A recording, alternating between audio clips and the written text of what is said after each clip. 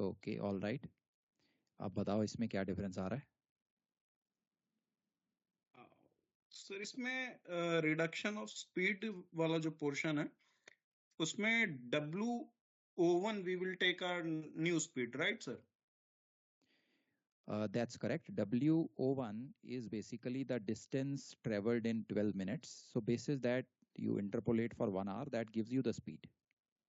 Yes sir. So ये 12 minute का interval है। सिंपली जो W01 आपको मिला है उसे 5 से मल्टीप्लाई कर दो, you get the speed.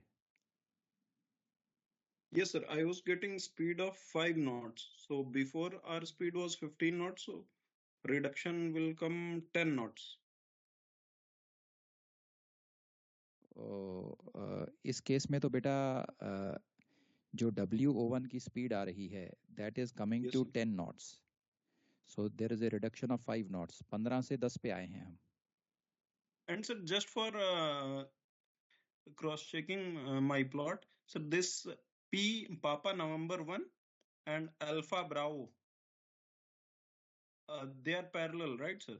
Yes Like certainly they are transferred. Parallel, क्योंकि हमने पापा नवंबर 1 जो न्यू लाइन ऑफ अप्रोच निकाली थी उसे ही तो Yes sir. हमने पैरेलल रूलर से A या पे स्लाइडिंग alpha पे रोलर से transfer किया. ए पे ट्रांसफर किया है। So Yes sir. A B and papa November 1 are both parallel to each other. Yes. Okay Okay sir, I so will do it एक once बार more. हाँ plotting double check करना, just double check the Yes sir. Plotting. So should be And close sir, to this value. course alteration was also what I plotted. It was coming 108 degrees instead of 80 something. 108, that's quite a bit of difference. Yes, sir. Just check your working once again beta. Okay, sir. I will do that. Okay, check it once again. You should get answers close to these. Yes, sir. It would be a minor difference. That is okay, but Yeah. ज़्यादा difference आ रहा था. That's why I asked. Okay. Sir जो कल का second question आपने example वाला भेजा था, कोर्स मेरा 158 आपका 163, इतना ठीक है?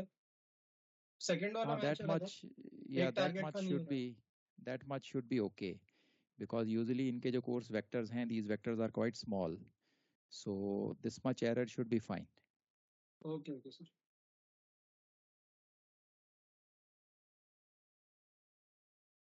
Okay, all right. So most of the people have joined in. So बेटा आज का जो हमारा प्लान है, एज वी डिस्कस yesterday, आज पहले मैं आपके साथ जो हमारे पेंडिंग टॉपिक्स बच गए थे इको साउंडर के, we will first pick up those topics.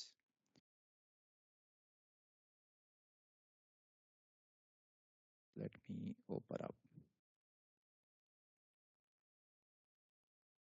So basically दो इम्पॉर्टेंट टॉपिक्स हैं जिनके ऊपर क्वेश्चंस भी हमें रेगुलरली पेपर में मिलते हैं। So these are, one is they ask you what is the ranging and phasing technique in echo sounder, explain with the help of a diagram. So पहले ये अंडरस्टैंड करेंगे, and the second one is explain the errors of the echo sounder equipment, what all errors can come into the readings of the echo sounder. So ये दो topic पहले हम discuss करते हैं, and after that we will move on to magnetic compass. So that's the plan for today. Magnetic compass is a big topic, so it is going to take a substantial amount of time. So हमारे at least आगे आने वाले 2-3 session इसी में निकलने वाले हैं. So let's start off with the echo sounder. So let me put up the presentation beta.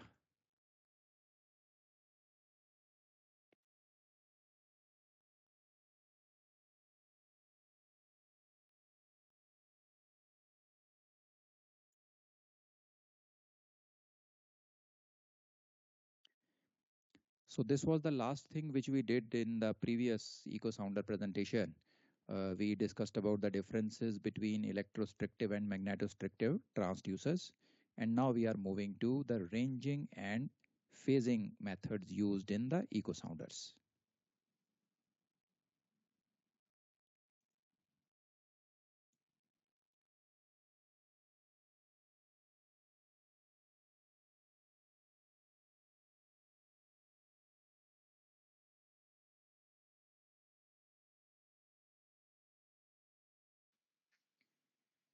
We now move on to two different types of methods or techniques which are used in echo sounders to indicate the depths.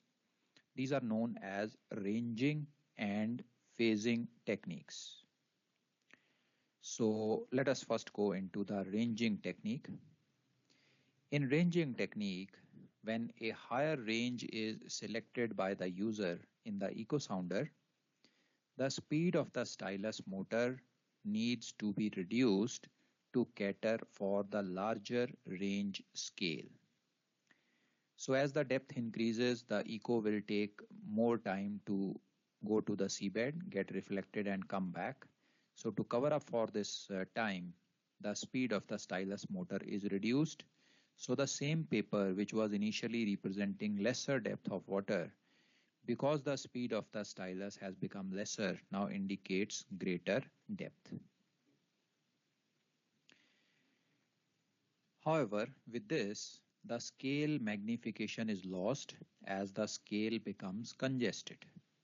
The same paper which was showing, let us say, 50 meters in the first case, now starts to show 100 meters. So you see the resolution of the data displayed reduces because of the ranging technique. Now to overcome this problem, some of the echo sounders work on the phasing technique or the phasing principle.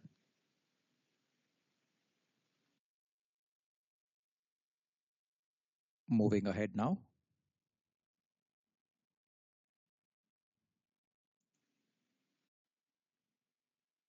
Now what is done in a phasing type of echo sounder? In phasing, the speed of the stylus motor remains constant. There is no change in the speed of the stylus motor. Instead of changing the speed of stylus, what is changed is the zero line or the transmission point. The transmission point is advanced. That is, the transmission starts well before the stylus reaches the top of the recording paper. Let me show you by this diagram. You can see we have the belt here. On this particular belt, we have the stylus which is mounted. This stylus makes a mark on the recording paper. This is the recording paper. There is a magnet which is fitted on the belt, and as soon as the stylus reaches at the top of the paper indicating zero depth, this magnet triggers sensor 1, and this sensor 1 sends a signal to the transducer which transmits the pulse. The pulse is received back. It sends a signal back to the stylus which makes a mark on the paper. Now let us say the range indicated, depth scale indicated was 0 to 50 meters. Top of the paper was 0 and the bottom of the paper was 50 meters. Now let us assume that the depth has increased more than 50. The depth has become 80 meters. So what is done is, when you change to 50 to 100 meters depth, this sensor 1 is deactivated, and what gets activated is sensor 2. That means when this magnet is at this particular point close to sensor 2, the transmission is already made, and by the time the stylus comes to the top of the paper, 50 meter depth has already passed. So the top of the paper now indicates 50 meter depth, and the bottom of the paper now indicates 100 meter depth. So the echo sounder will be showing the depths between 50 to 100 meters. If the depth has increased more than 100, sensor 2 gets deactivated. What activates is sensor number 3. You can see sensor number 3 here. When the magnet reaches close to sensor 3, the sensor 3 is triggered, sends a response to the transducer, transmission is made. And by the time the stylus comes to sensor 2, then comes to sensor 1, and the stylus comes to top of the paper, 100 meters of depth has already been covered. So the top of the paper now indicates 100 meters depth, and the bottom of the paper indicates 150 meters depth. If you want to have a depth more than 150, sensor 3 is also deactivated. What gets activated is sensor number 4. So when the magnet and stylus reach to sensor 4, the transmission is made. By the time they go up to sensor 3, then sensor 2 and sensor 1, or they come at top of the paper, 150 meters has already been covered up. Sensor 4 to sensor 3 50 meters, sensor 3 to sensor 2 again 50, sensor 2 to sensor 1 again 50. So the top of the paper now indicates 150 meters and the bottom of the paper indicates 200 meter. So by changing the transmission point using these different sensors, we can now change the range scale in use. The resolution of the data is not reduced because the speed of the stylus remains the same. The total height of the paper in all these cases represents 50 meter only, giving us a very crisp trace of the seabed. If the first range is 0 to 50 meters, the next range will be 50 to 100 and not 0 to 100, which was the case in the ranging technique. Now, one thing which you should be very careful is that if you have selected a range of 50 to 100, you should be very sure that the depths are not less than 50. Because if you have a depth which is lesser than 50 meters, it will not be indicated on the paper at all. A person who is not careful enough, he may think that we are in deep waters and actually the depth of water may be less than 50 meters. So we need to be very, very careful in phasing techniques. Always start the echo sounder in the lowest depth range, depth scale, that is 0 to 50, and then move to the higher scales or higher ranges. If you are on a higher range and the depth reduces, you will not get any indication that the depth has reduced.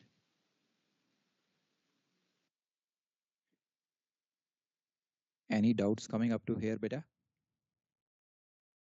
So basically, for every movement from one sensor to another, it is a movement of 50 meters of range. That is correct? That's correct, beta. That's correct. And this magnet is moving with the belt. Yes, this magnet is moving with the belt. Stylus and magnet both are moving, both are secured to the belt, both are moving. But just for like if anybody asks a question such as in orals, if in on the sea sometimes the depth range is too much difference from suddenly it comes from 30 meter to 110 120, so we have to only keep switching the ranges. Yeah, that's correct, beta. In this kind of a echo sounder, which is using the phasing technique, it will make things little difficult. And this is exactly the reason why this is not very frequently used. So most of the echo sounders which you practically have on board are the ranging type of echo sounders. But ये जो phasing वाला है ये exam में बहुत आता है बेटा, क्योंकि इसकी एक बढ़िया सी डायग्राम है and the question very frequently appears in exams. Okay okay sir इसमें यही वाला डायग्राम बना के एक्सप्लेन करना होगा ना पूरा. दैट्स करेक्ट बेटा. This is the diagram which you need to make and explain in your words. Okay एक बार लास्ट स्लाइड दिखाएंगे. Last slide. Okay, I'll show you. Here it is, beta. Okay, sir. Thank you. Okay, all right. So let's now move on to the errors. Sir, I have one doubt. Bolo, beta. Sir, when they ask working of echo sounder, so like we need to write all like the initial working and then changing and phasing both. Didn't get you, beta. Please ask again. So the question is asked, explain the working of echo sounder with block diagram. Right. तो पूरा लिखना है ranging और नहीं phasing बेटा, दोनों then लिखना है. ranging phasing not required बेटा. अगर वो सिर्फ working पूछते हैं with a block diagram, then this is the one which you need to make. Okay, sir, understood. Thank you. Okay, very simple diagram. Then ranging phasing you need not explain. Ranging phasing only if there is a separate question indicating you need to explain ranging phasing, then only. Okay, sir. Thank you. Okay, all right. Sir, question में ही ranging और phasing आएगा ना sir? Yes, that's right, beta. They'll specifically ask you explain the ranging and phasing techniques used in the echo sounder. Okay, thank you, sir. Okay, let's move ahead. So we now see some of the factors which affect the accuracy of the echo sounder readings. The first factor is the velocity or the speed of the sound or acoustic waves through seawater. The velocity of sound through seawater varies as per the density, as per the temperature, and the salinity of the seawater. Thus, any change in any of these parameters brings an error in the depths indicated. The speed which is fed in the echo sounder for calculation of the distance is fixed speed. However, with change of these parameters, the actual speed is going to vary, which will bring the error in the indicated depth. The second factor is the reflective nature of the seabed. The reflective nature of the seabed influences the reflected signals. Hard rocky surfaces are good reflectors, whereas soft mud, sand or clay are poor reflectors of signals, which may result in erroneous readings. Cross noise being the third factor, hull vibrations or engine noise, etc. The accuracy is affected by cross noise if the transducer is located too close to the sources of noise like engine room, propeller, thrusters, any drain tube, sea chest, etc. Fourth factor, attenuation. Higher frequency leads to a higher loss.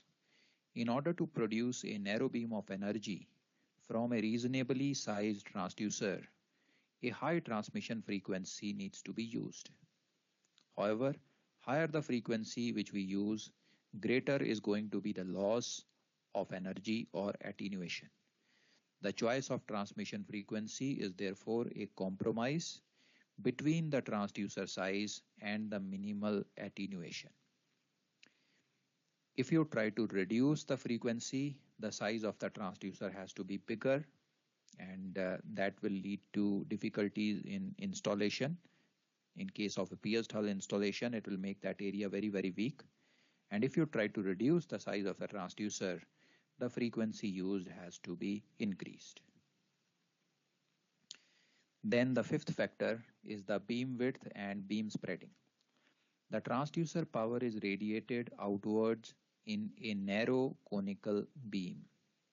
The narrower the beam, the greater is the concentrated power, and vice versa. Now, as the depth increases, the beam is going to obviously spread over a large area, resulting in a drop in the returned energy.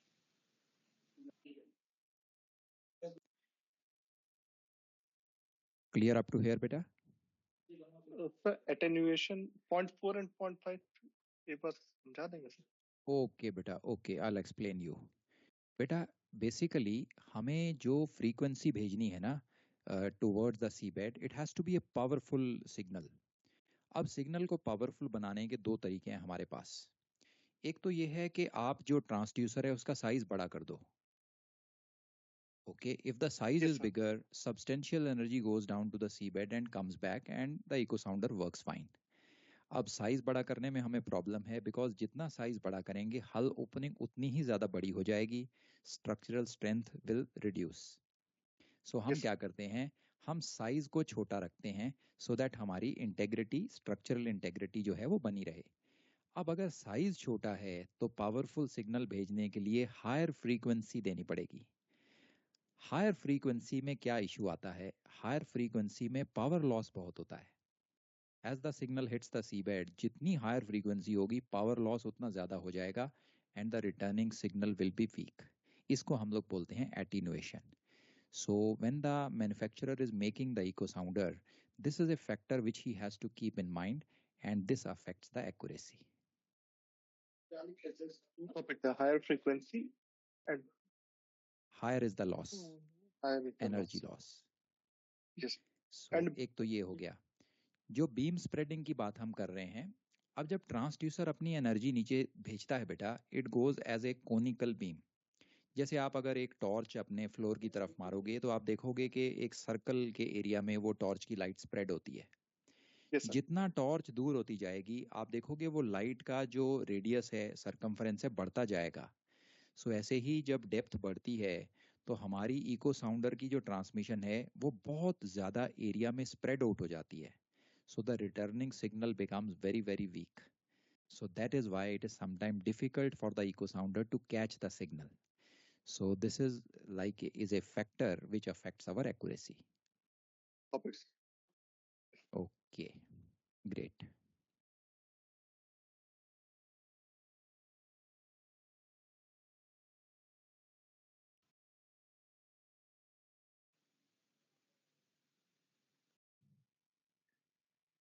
We now further move into the errors which may creep in the echo sounder readings. First, as we discussed in the factors affecting accuracy also, velocity of propagation in water or the speed of these echoes in waters. The velocity of sound through seawater varies depending upon density, temperature, and salinity of the seawater. Thus, any changes in these parameters brings in error in the depths indicated also. Second is the stylus speed error. Now, it is possible that due to fluctuations in the supply voltage to the stylus motor, the stylus speed may be affected, and this may cause an error in the recorded depth.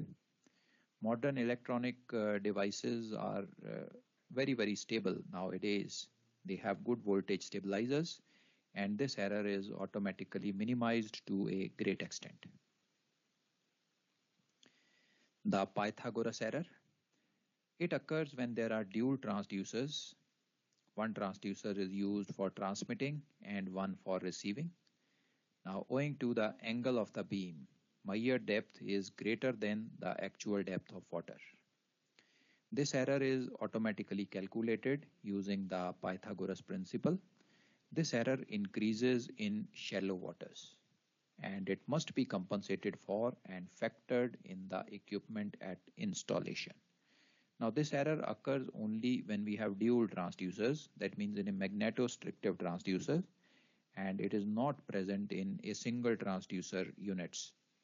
Piezoelectric transducers, where we have a single transducer, the Pythagoras error will not be there. Please go ahead with your doubts, beta.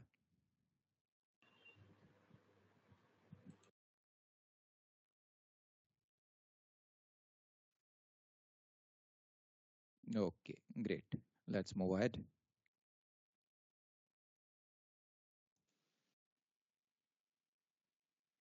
Next source of error could be multiple echoes. In shallow waters, especially where we have a good reflecting seabed surface, that is hard rocky seabed, very strong echoes may bounce back and forth several times between the ship's hull and the seabed, hence providing multiple depth marks on the paper. If the depth of water is 10 meters, you will have one marking at 10, the next marking at 20. That means the echo has gone down to the seabed and come back again. The next mark could be at 30, 40, and so on. Next source of error is the thermal and density layers. The density of water varies with salinity and temperature to form different layers of water. Now, sound waves or acoustic echoes may sometimes reflect from these layers and record an erroneous depth. Next is the zero line adjustment error. In case the zero of the measuring scale is not set properly, it will give error in the readings. Next is aeration. When sound waves are reflected from air bubbles generated because of propeller or seabed or drain or sea chests or drains close to the transducer, it will appear as dots on the recording paper. This is known as aeration. This can be due to pockets of air bubbles created during heavy seas, course alteration, pitching in light condition, or astern propulsion.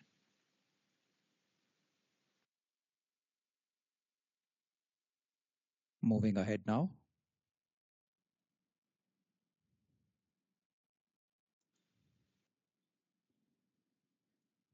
Great, beta. So that completes the errors as well as the echo sounder.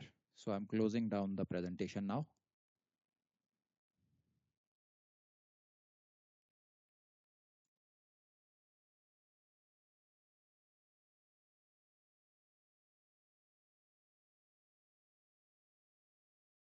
Okay, great. So that covers up the echo sounder. So shall we now move on to the magnetic compass? Ready? जी sir जो अभी पढ़ा है उसके notes भेजेंगे sir अभी मैंने भेज दिया बेटा already. They are there on the group. Okay.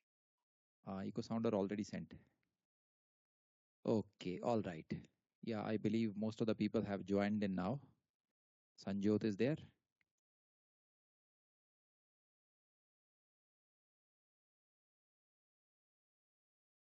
Okay all right anyway so basic से शुरू करेंगे बेटा सबसे पहले मैग्नेटिक कंपस में हम बेसिक मैग्नेटिज्म अंडरस्टैंड करेंगे and then we will proceed ahead to the earth's magnetism then the ship's magnetism and then the different coefficients now ये जो मैग्नेटिज्म का टॉपिक है this topic is little tricky is because you will never get direct questions on magnetism.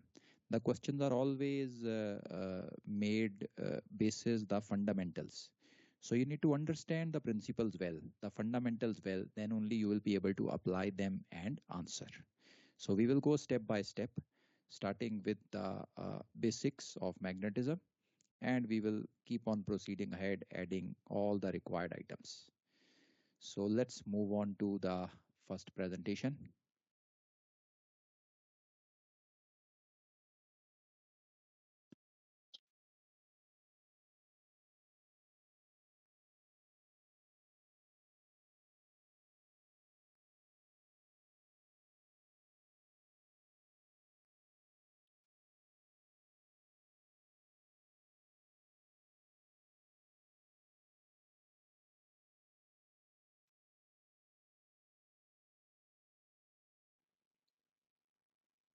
This is our first presentation on magnetic compass. And in this presentation, we are going to learn about the basic properties of magnets and also the Earth's magnetism, the magnetic behavior or the magnetic properties shown by the Earth. Now, our magnetic compass consists of a magnet and it gives us a directional reference basis these two. It follows the magnetic properties shown by the magnets and the directive force is generated or caused because of the Earth's magnetism. So learning about these basic properties and the Earth's magnetism forms the basis of understanding the magnetic compass. We first go into the basic concepts of magnetism.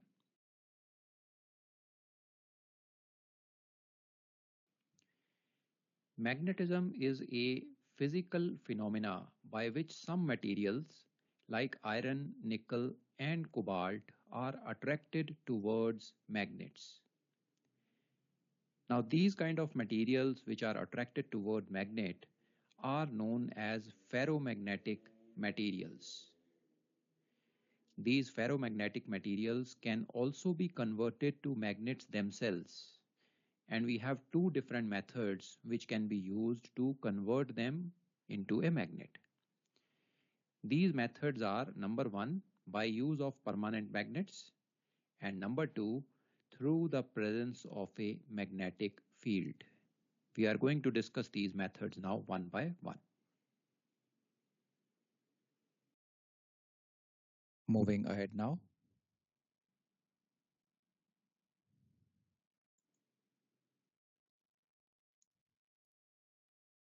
A ferromagnetic material can be converted into a permanent magnet by using two different methods. If a ferromagnetic material like iron is stroked in one particular direction, as we can see in this particular diagram, we see a iron bar which is placed here and we see a permanent magnet. The iron bar is being stroked by this permanent magnet in one particular way. If this process is repeated at least 40 to 50 times, the iron bar then starts to behave like a permanent magnet itself. The second method in which a ferromagnetic material can be converted into a permanent magnet is if a ferromagnetic material is exposed to a magnetic field and is worked upon. By working upon, we mean that the material is hammered, it is cut into pieces, the material is bent, it is welded, the material is exposed to high temperature, it is exposed to high voltage currents. All these things, if they are done on the material, it gets converted into a permanent magnet. The best example of this method would be when a ship is being built in a yard. The ship is made up of mild steel, which is a ferromagnetic material, and the ship is also exposed to the magnetic field of the earth. At whatever location the ship is, it is being exposed to the magnetic field generated by the earth.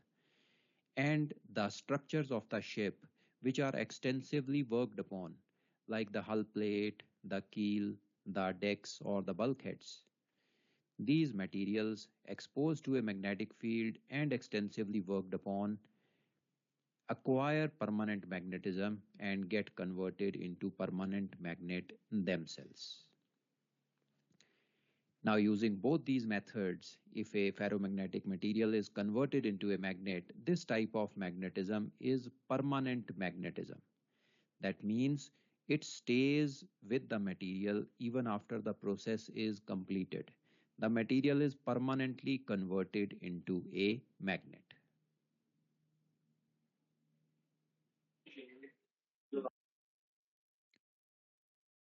Moving ahead now, beta.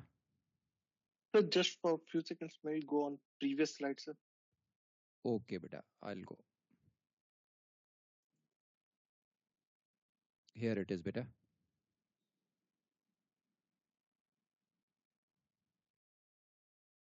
Sir, this mild iron and everything, these are not having any magnetic properties until unless they are in magnetic field. But if they are continuously in magnetic field, then they will develop magnetic properties.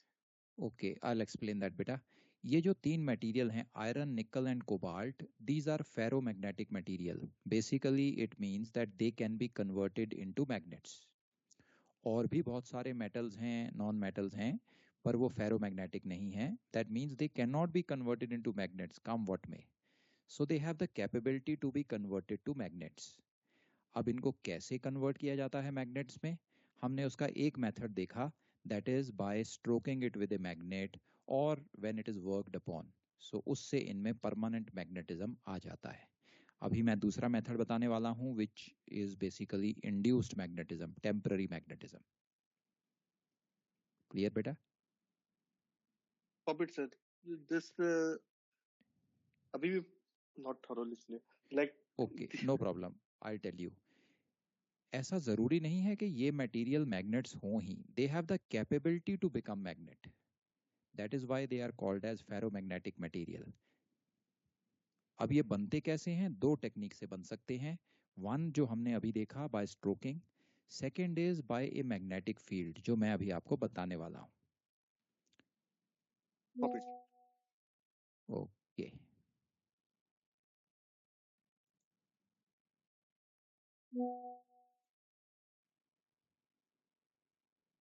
Now, a ferromagnetic material can also be converted into a temporary magnet, and this is known as induced magnetism. This happens when the ferromagnetic material is in the presence of a magnetic field. To understand this, let us visualize that we have a box full of iron nails and paper clips. We take a strong permanent magnet and we put it in this box. Now, as soon as you take out this permanent magnet, you will see that a lot of nails and a lot of paper clip will be attracted towards that magnet and they will be hanging on to the magnet as you can see in this particular image. Now these paper clips or nails were not showing any magnetic properties till the time they were in the box. But as soon as they come close to a permanent magnet, they start behaving like magnets themselves. So all these iron nails and paper clips have now become magnets, and they have started attracting other paper clips and other nails. The first nail or the first paper clip is attracted towards the permanent magnet, but all subsequent paper clips or all subsequent nails are getting attracted to other nails because all of them have converted into magnets. Now this magnetic behavior is because of the presence of a magnetic field. This permanent magnet which we have here in this diagram shows magnetic field around its location. We have the magnetic field around a permanent magnet, and whatsoever ferromagnetic material is present there, it starts behaving like a magnet. If we remove this permanent magnet from the scene, we take it away from the nails or the paper clips, immediately all the nails are going to lose their magnetic property and they will fall down. Now this kind of magnetism is temporary in nature. This magnetism is going to stay only till the time the magnetic field is present. As soon as the magnetic field is over, they are going to lose their magnetic property. So this is temporary in nature, and this type of magnetism is known as induced magnetism.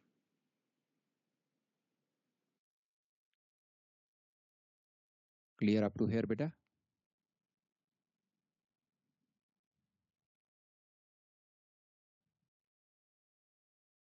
Great. Moving ahead.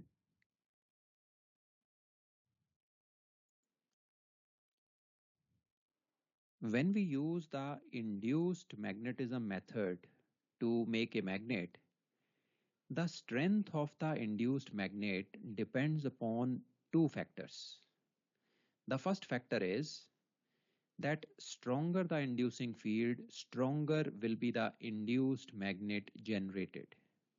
So how powerful magnet are these nails and paperclip going to become depends upon how powerful this parent bar magnet is.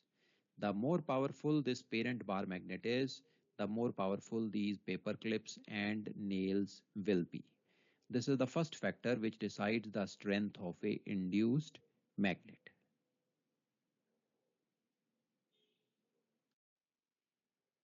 The second factor which decides the strength of a induced magnet is the alignment of the ferromagnetic material with the magnetic field lines.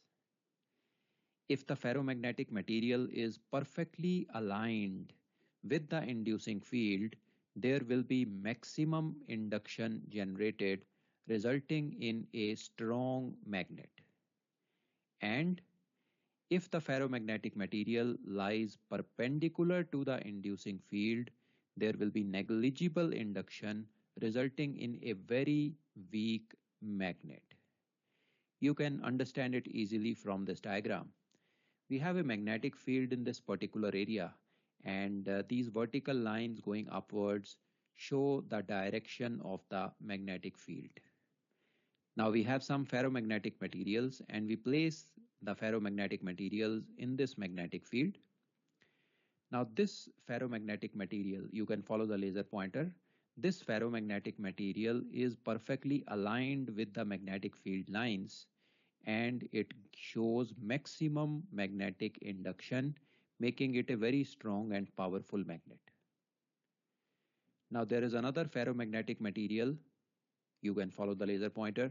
This material is lying at right angles to the magnetic field. Now since it is perpendicular or at right angles to the magnetic field, it shows negligible induction or no induction at all. We have a third ferromagnetic material which is partially aligned with the magnetic field. You can see it is approximately at a 45-degree angle to the magnetic field.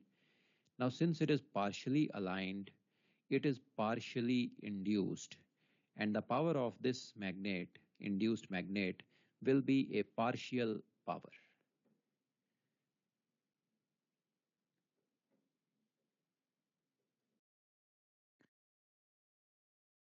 Moving ahead now, beta. Sir, I have a doubt in this one. Bolo beta. Sir, then how does it make it different than the permanent magnet? The induced magnet is also the same thing, no?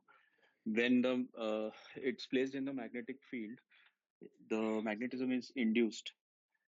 Yeah, But that's right, beta. but Okay. then in case of permanent Basically, magnets, it's also the okay, you want a difference between the permanent magnetism and induced magnetism.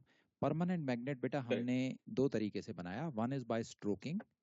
You stroke a Okay. ferromagnetic material with a permanent magnet. Now, after you Okay. have stroked, you can take the parent magnet away, and the ferromagnetic material will still have magnetic properties. That is why it is called permanent magnetism.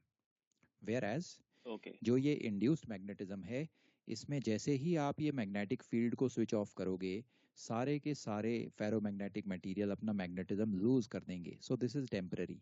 That is why induced magnetism temporary magnetism.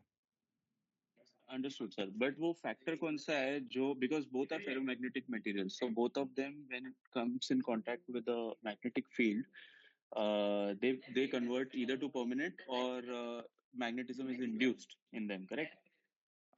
बेटा So the exposure is पहला slide miss किया तुमने ना. Sir मैंने go through मतलब मैं phone पे था सर तभी. Okay, all right. बेटा अगर हम ferromagnetic material it is exposed to a field, and अगर हम उस फेरोमैग्नेटिक मटेरियल पे वर्क अपॉन कर दें, उसको वेल्ड करें, हीट करें, बेंड करें, तब उसमें परमानेंट मैग्नेटिज्म चला जाएगा. If it is not worked upon, it is simply in the presence of a magnetic field, फिर उसमें परमानेंट मैग्नेटिज्म नहीं जाएगा. Then it will only be temporary magnetism. Okay, sir, understood. Okay. So the only difference between permanent magnetism is when it is in a magnetic field, hammered and welded or anything of that sort happens, then will be a permanent magnetism. Exactly, beta. Exactly.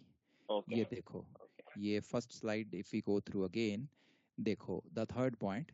If a ferromagnetic material is exposed to a magnetic field and is worked upon by way of hammering, cutting, bending, welding, exposing to high temperature and currents, then it gets converted to a permanent magnet.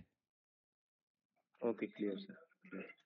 So an induced magnet will be a permanent magnet when it is hammered upon or welded or cut or whatever. No, Things no, of that no, sort. not induced magnet. A ferromagnetic material will become a permanent magnet if it is worked upon in the presence of a magnetic field. Okay, clear, sir. Okay. Let's move ahead. Sir, can you show the last slide? Okay, beta. This one? No, sir, the previous one. Previous one. Here is it. Okay. Okay.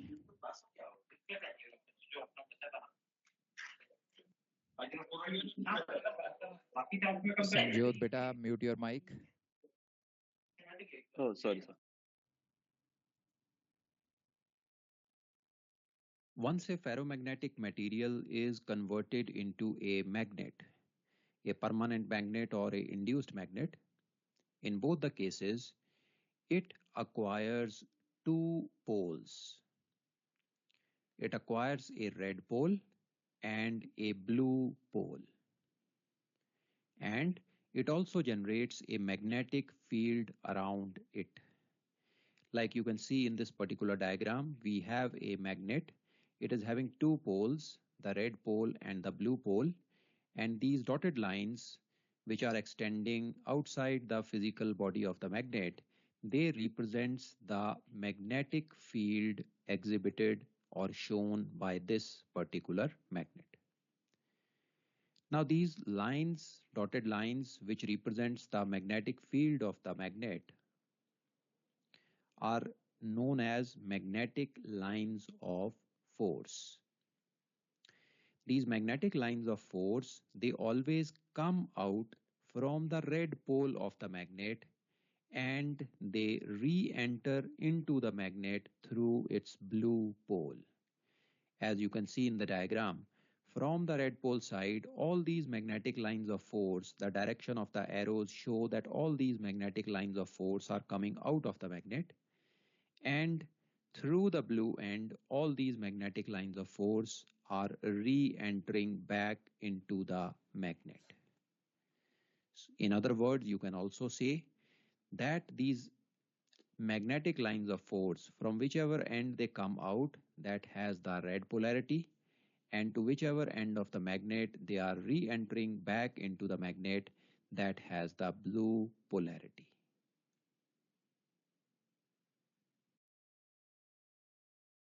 Moving ahead now.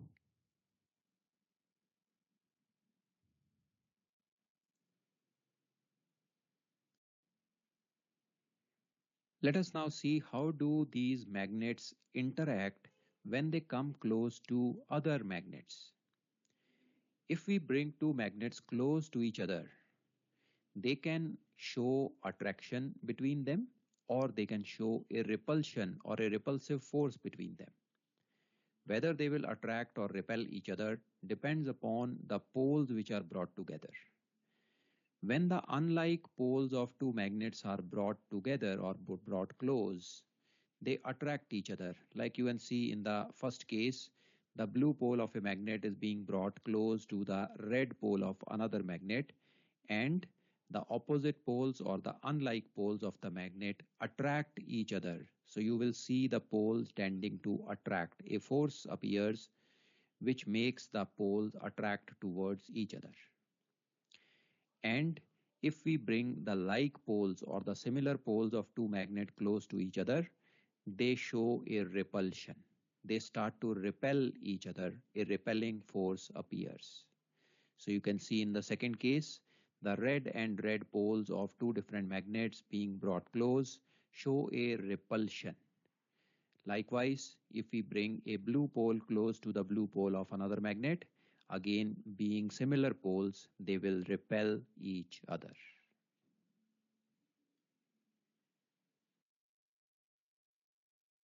Moving ahead now.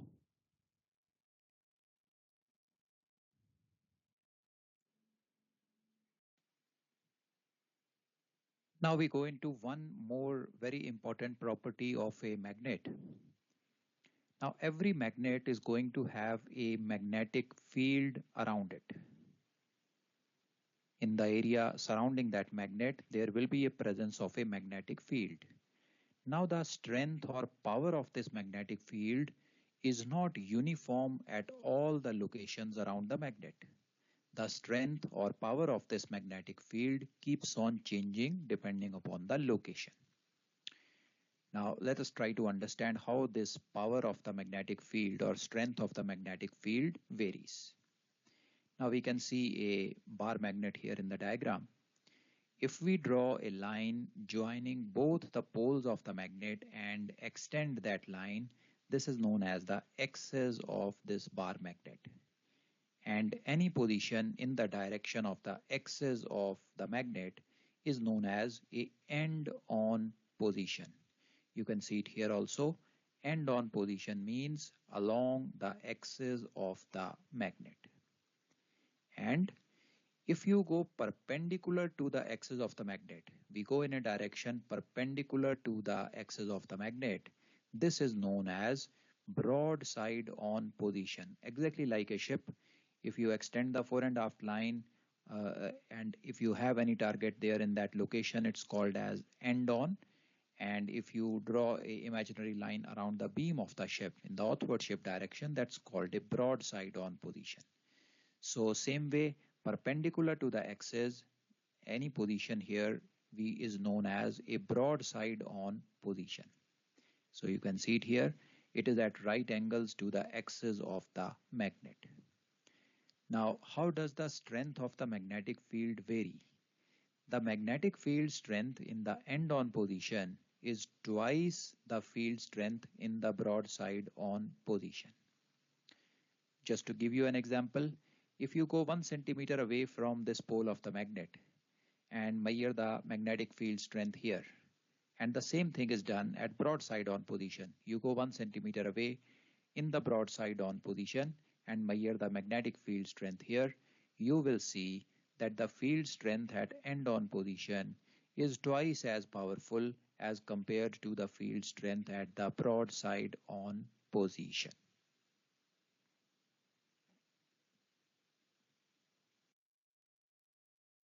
Clear up to here, beta?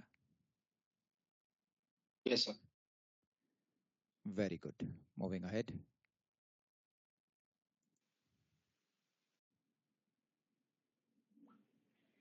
Let us now move into the magnetism of the Earth.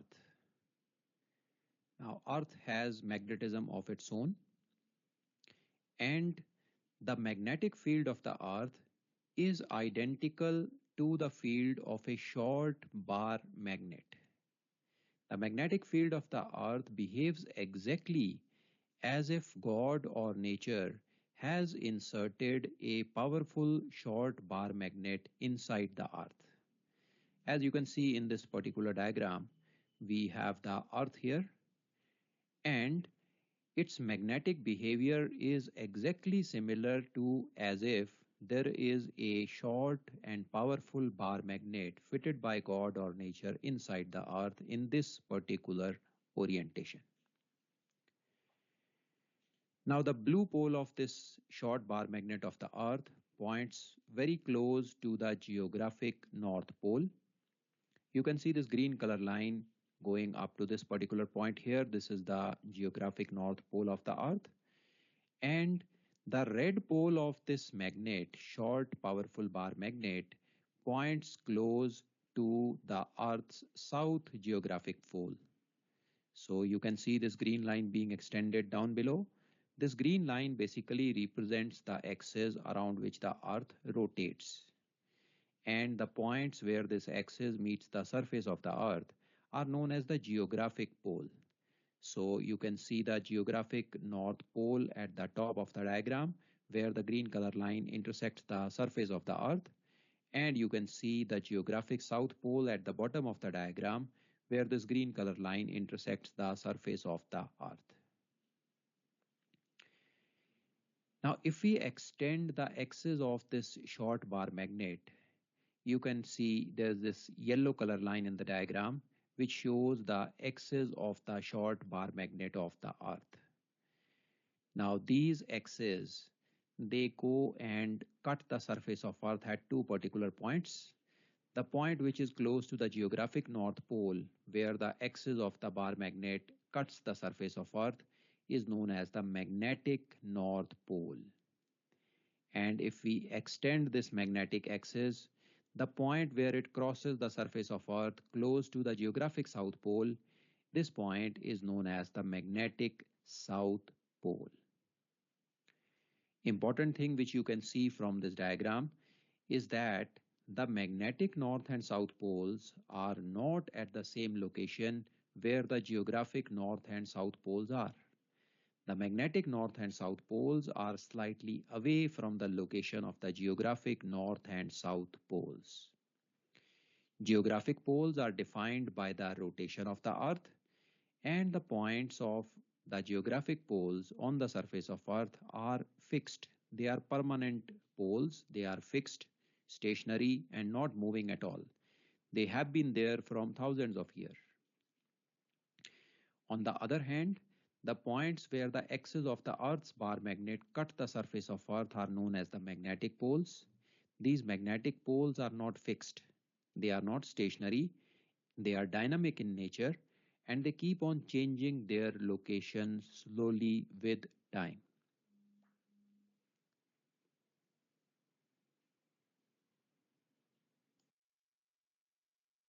Moving ahead now.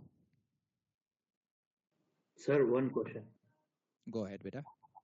Sir, ऐसा नहीं है कि the geographical North Pole is actually magnetic South Pole. That is why needle is pointing towards the north. No, beta. No. पहली चीज बेटा ये याद रखना, मैग्नेटिक पोल्स को कभी भी नॉर्थ और साउथ का नाम नहीं देना है. Magnetic poles are always named as blue pole and red pole. Okay, so whichever pole is close to the geographic north pole उसे हम मैग्नेटिक नॉर्थ पोल आइडेंटिफाई कर देते हैं, but it has a blue polarity. Right? मैं अभी आपको इन दोनों का कंपैरिजन एक और डायग्राम में भी दिखाता हूँ. It will become clear then. Okay, sir. I was reading in some notes that two poles attract each other. So magnet showing north, that is geographical north. So actually the Earth's south pole is there. That is why it is showing north, something like that. No. Just forget about that. You just remember that close to the geographic north pole, we have the blue pole of the Earth's magnet. And remember the magnetic poles by blue and red polarity. So that will keep on becoming clear as I go ahead. Okay. Okay.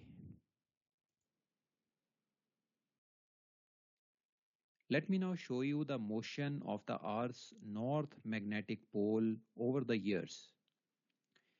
In this diagram, you can see this is a zoomed in diagram of this particular portion of the Earth's surface.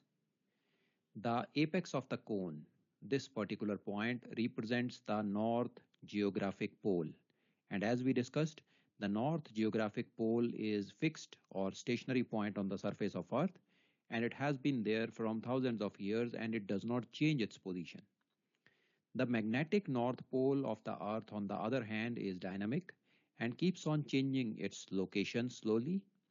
You can see the movement or the motion of the north geographic pole represented by this dotted line in the diagram. This is how the magnetic north pole of the Earth has been changing its location over the years. 1600, 1700, you can follow the laser pointer. Then at 1800, then this was the location of the magnetic pole at 1900, 1948, 1994, 2000, 2007, and still moving further.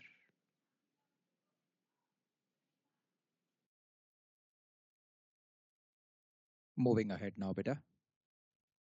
So one thing, this blue and red, what difference is there any difference or it is? Yeah, there is a slight difference. The red ones are actual observations which were present in history. The blue ones are modeled. So they were not there, they have modeled it. Copied. Okay.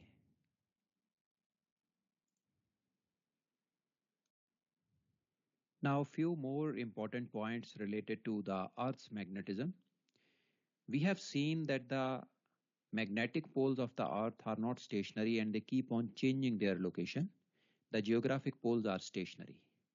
Now, the difference between the direction of a geographic pole and a magnetic pole at any particular place from the Earth, if you find the angle between the geographic pole and the magnetic pole, that is the variation at that particular place. The geographic poles are the references for giving us true directions, and the magnetic poles are the references for giving us the magnetic directions. A unaffected magnetic compass will point its poles or point its direction towards the magnetic pole, and to get the geographic pole or to get the true directions, we have to apply variation to the magnetic direction. And once we apply the variation to the direction given by the magnetic compass, we obtain the true direction. Now, second important thing to understand is that nature or God has made the earth such a magnet that its blue pole is close to the geographic north pole and the red pole of the earth's paramagnet is close to the geographic south pole. Now we are aware that for any magnet, red pole is the one from where the magnetic lines of force come out of the surface of the magnet and they re-enter into the magnet through the blue pole. So you can see it clearly here. From the south magnetic pole of the earth, which has a red polarity, you will see that all the magnetic lines of force are coming out of the south pole. You can have a look at the arrows representing the direction of the magnetic field lines, and you will see that these magnetic field lines are coming out of the red pole or of the south magnetic pole of the earth. So anywhere in the southern hemisphere, you will see that these magnetic lines of force are coming out of the surface of earth. These magnetic lines of force, they go back into the earth at its blue pole or the north magnetic pole of the earth, and you can see that anywhere in the northern hemisphere the magnetic lines of force are going into the surface of the earth.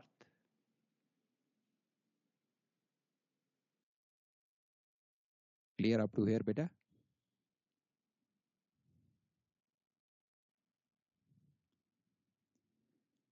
Very good. Moving ahead now.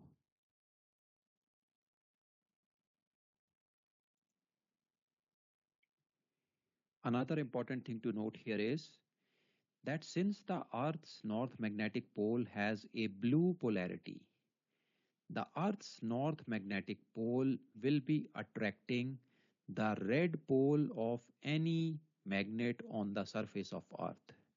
So if we have a freely suspended magnet on the surface of Earth, its red pole will be attracted by the north magnetic pole of the Earth, which has a blue polarity. We are aware that opposite poles of a magnet attract each other. So the blue pole of the Earth attracts the red pole of a freely suspended magnet, and the red pole of that freely suspended magnet gives us the magnetic north direction.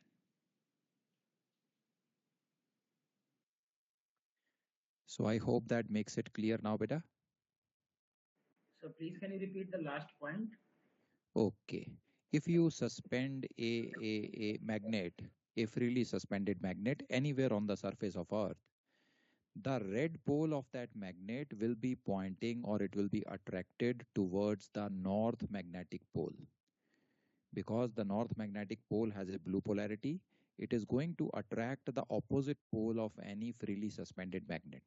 So when you have a magnetic compass, the red end of the magnetic compass will be pointing towards the magnetic north. It will give you the north direction.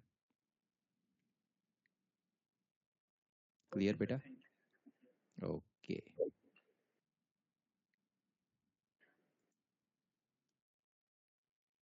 We can now see another diagram showing us the magnetic field lines of the Earth. Now, a very important aspect of these magnetic field lines is the angle at which they cut the Earth surface. We are aware that the south magnetic pole of the Earth has a red polarity, and all magnetic field lines, they come out of it. And as you can see here also, in the southern hemisphere, anywhere you see, the magnetic lines of force are coming out of the Earth's surface. We know the north magnetic pole of the Earth has a blue polarity, and all magnetic field lines, they enter into that blue pole. And you can see everywhere in the northern hemisphere, the magnetic field lines are going into the surface of the Earth. A very important property which should be clear in our mind related to these magnetic lines of force is their angle of cut. Now, if you look carefully, these red color arrows represents the magnetic poles of the Earth. Now at the south magnetic pole of the Earth, you see these magnetic lines of force, they are coming vertically out from the Earth's surface. In other words, you can see they are making a right angle to the Earth's surface. They are perpendicular to the Earth's surface, or you can say the magnetic field lines are vertical at the location of the south pole. Now from the south pole, as you go towards the equator, you will see that the angle of these magnetic field lines with the Earth's surface starts to reduce. At the pole, this angle of cut between the magnetic field line and the Earth's surface was 90 degrees. As you move away from the pole towards the equator, the angle starts to reduce, maybe 80 degrees here, 70, 60, 50, 40. And as you go further and you come close to the equator, now at the equator, you will see that the magnetic field line's angle of cut becomes 0.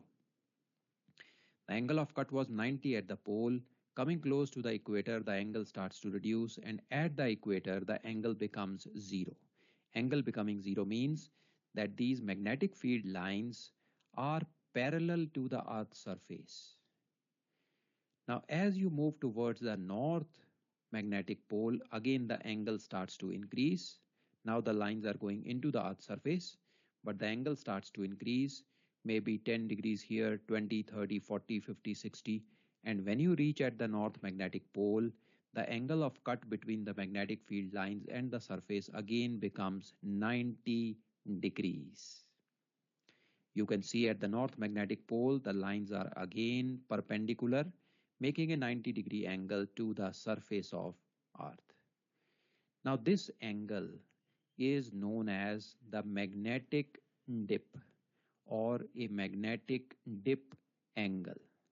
It is also sometimes called as the magnetic latitude of a particular place. You can see at the magnetic equator, this angle was 0. So the magnetic latitude of that place was 0. As you move towards the pole, the angle is increasing. Magnetic latitude is also increasing. And as you reach at the pole, the angle of cut becomes 90 degrees. The magnetic latitude at the pole also becomes 90 degrees. Another important thing which you will see from the diagram is you have the geographic poles also represented by the dotted lines, and we have the magnetic field lines also. We have the geographic equator also. Geographic equator is a great circle exactly midway between the geographic poles. You can follow the laser pointer. It shows the geographic equator now. This geographic equator is a perfect great circle. It follows geometry and it is a perfect great circle. Whereas the magnetic equator is not a perfect great circle. Magnetic equator is represented by this curved line. It is not a perfect great circle. The reason being magnetism is a dynamic property of the Earth. So it is not a perfect great circle but a curved line. Now using the angle of dip or the angle of cut between magnetic lines and the surface, we can define the magnetic poles as well as the magnetic equator. Let us see what is the definition of magnetic poles. Magnetic poles are defined as those points where the Earth's magnetic field lines are vertical or they are perpendicular to the Earth's surface. As you can see in the diagram, at the location of the poles, the magnetic lines of force represented by red arrows are perpendicular to the Earth's surface. They are making a 90 degrees angle.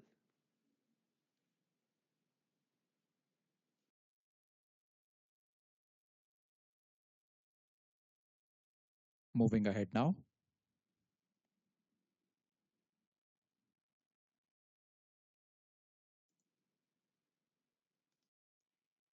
And using the same dip angle, now we can also define the magnetic equator. The magnetic equator is an imaginary line on the Earth's surface joining those points where the Earth's magnetic field lines are horizontal or parallel to the Earth's surface. So you can see at this particular point here, the magnetic field line is parallel to the Earth's surface. The Earth's surface is in the up and down direction here. The magnetic field line is also in the up and down direction here. The field line is parallel to the Earth's surface. And if we join all these points on the Earth's surface where the magnetic field lines are parallel, this creates or this marks the magnetic equator.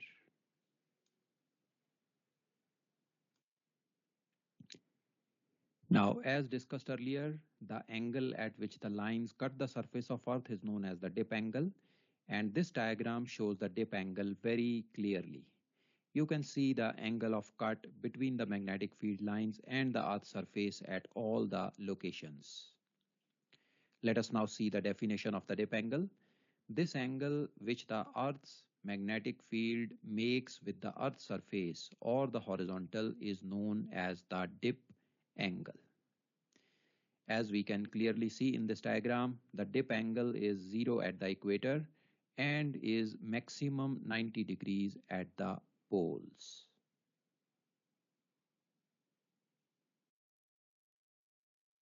Moving ahead. Go ahead with your doubt, beta.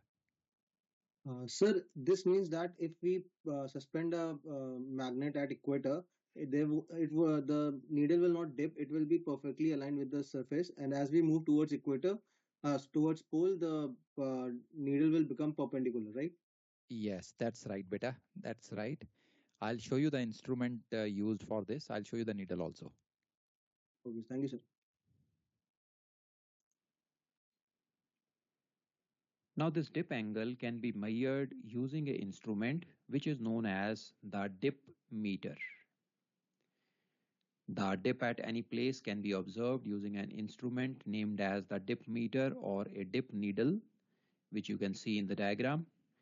Now in this dip needle or a dip meter, you see we have a magnetic needle, and this magnetic needle is free to swing in a vertical plane. There is a axis or swivel at the center here, and this magnetic needle is free to swing or move in the vertical plane.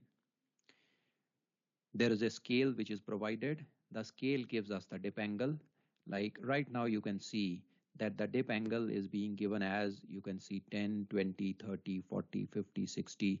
The dip angle which is shown here is close to 64, 65 degrees.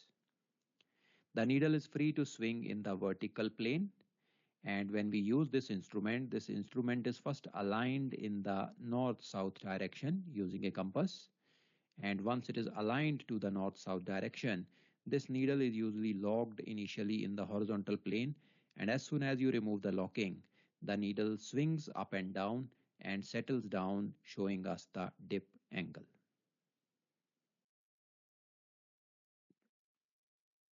Moving ahead now.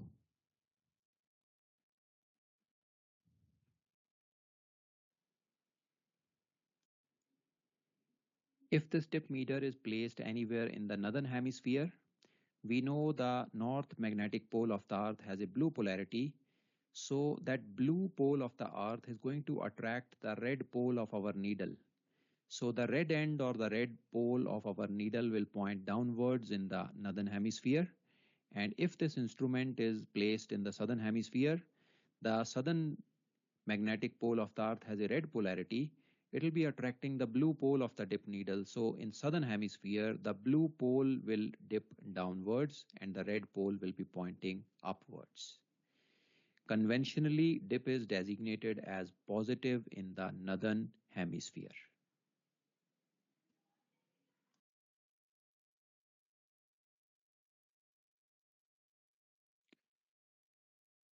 Let me now show you a small video where this measurement of dip angle is done. So then it will become crystal clear to you. Yes, sir. Just give me 1 minute. I'll show the video.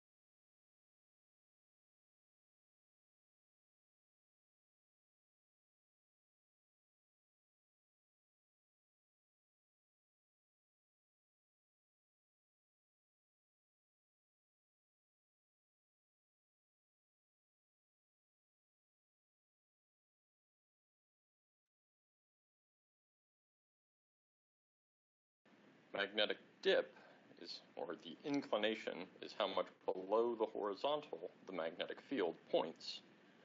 And so we need a special type of compass, a dip compass or dip meter, to get that information. So currently the needle can move around in that plane and will align the rotation axis of the dip meter with the compass needle such that 0 degrees is at the north end of our magnet. Then I can rotate this 90 degrees and the needle can oscillate and move in this vertical plane. The dip angle is defined from -90 to +90, with positive dip being a measure below the horizontal. So you and all of your group mates should find a dip meter measurement.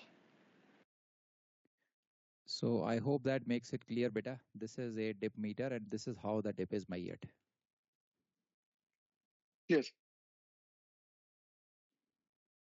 Great, beta. Great.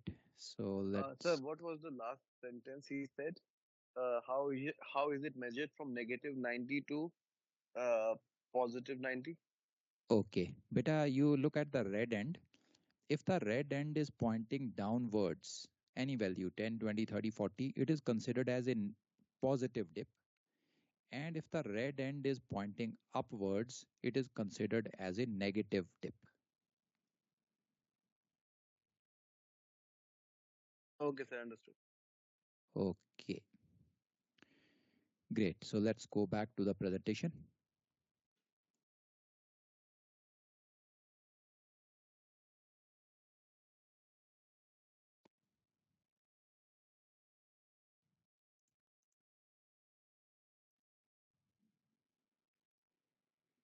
We now have another diagram showing very clearly the magnetic field of the Earth as well as the dip being recorded by a dip needle.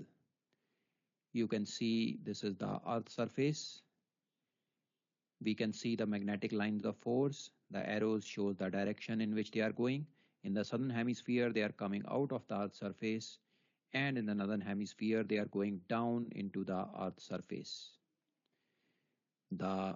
This is the short bar magnet assumed to be fitted inside the Earth, and you can see this is a magnetic equator.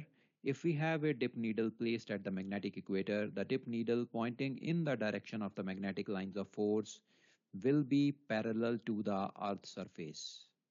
It will be horizontal, showing us the dip as 0.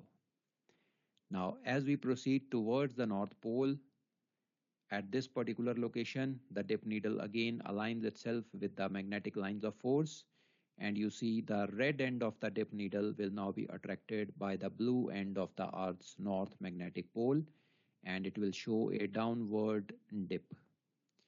As we keep moving closer to the North Pole, this dip angle starts to increase. It keeps on increasing. And as we reach exactly at the North Magnetic Pole, you see the magnetic lines of force are vertical here, and the dip needle will be pointing exactly downwards.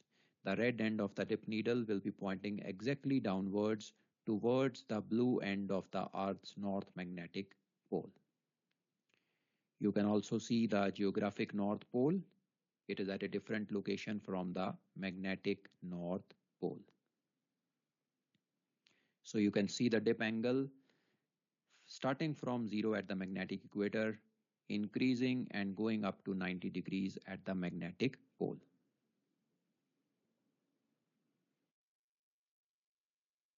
Moving ahead now.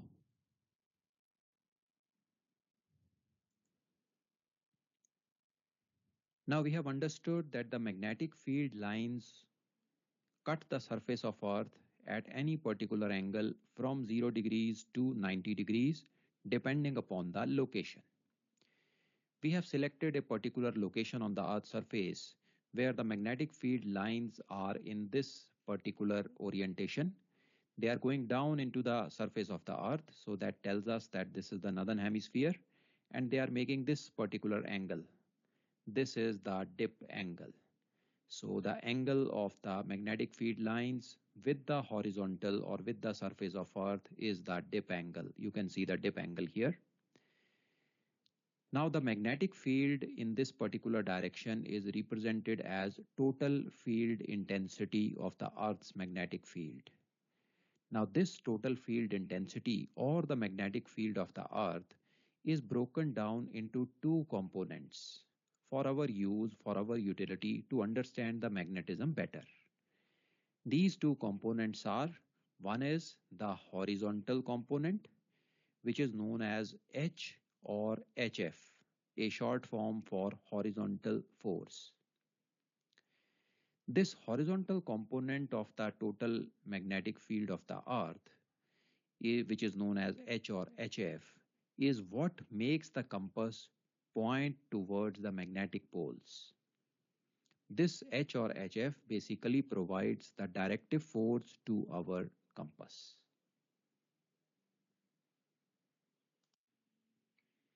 The H or HF horizontal force is maximum at the equator as the magnetic field lines at the equator are perfectly horizontal, and the H component reduces with the increase in latitude of the observer, becoming nil at the magnetic poles, because the magnetic field lines at the poles are perfectly vertical, making the horizontal component zero. Therefore, the directive property of a magnetic compass, which is based on or dependent upon H or HF, the horizontal component, is highest at the equator and starts to reduce when the vessel proceeds towards the pole, eventually becoming nil at poles. This is exactly the reason that as we move into higher latitude, the magnetic compass starts to lose its directive force. After we cross a latitude of 70 degrees north or south, going towards the pole, the compass becomes highly unreliable. Sir, Go ahead, beta. 2-4 minute का break ले लें? Beta, this is going to finish. एक ही slide बाकी है, so we will have a break. Yes. So can you please repeat the point why the magnetic compass is unreliable, sir? So थोड़ा समझ नहीं आया. Okay. Now, beta, हमारी जो compass है, that is basically a magnet which is suspended in the horizontal plane. So it is affected by the horizontal component H or HF. This is what is the directive force for our compass. Now, as you go close to the poles, this H or HF becomes very, very weak because the magnetic field lines are getting vertical now. So since HF becomes very weak, the compass also loses its directive force. The field is vertical, the compass is horizontal, so it does not get its directive force. Clear, beta? Yes, sir, समझ में आया. Okay. Sir इसमें initially बताया था dip का, sir वो बताएंगे जरा इस वाली फिगर में. क्या बताना बेटा? What is the dip angle in this figure? Yes sir, yes. As you can see बेटा, अर्थ की जो मैग्नेटिक फील्ड लाइन है, that is represented by this total field intensity. Now ये जो अर्थ की मैग्नेटिक फील्ड लाइन है, the angle which it is making with the horizontal, that is the dip angle, as you see in the diagram. The angle of the total field intensity with the horizontal. This is basically telling us कि अर्थ का magnetic field horizontal के साथ कितना angle बना रहा है. Okay. Okay. So basically, until unless we are having horizontal component, it is useful for us as a navigator. Yes, that's correct. That's correct. Yes. The vertical component is not useful to us as far as the compass is concerned. The horizontal component is what we require for our direction finding. Yes. The other component of the total field intensity of the Earth, which is the vertical component, is known as Z component. Now, as we have discussed under the dip angle, this Z component will be acting downwards in the northern hemisphere, and this Z component will be acting upwards in the southern hemisphere. In the northern hemisphere, the magnetic field lines go down, so the Z component acts downwards. In the southern hemisphere, magnetic field lines come up from the Earth's surface, so the vertical Z component acts upwards. This Z component or vertical component does not affect the directive property of our compass in any way. It does not enhance or does not diminish the directive property of the compass. This Z component, however, affects the magnetism of the ship, which we will discuss under the head of ship's magnetism.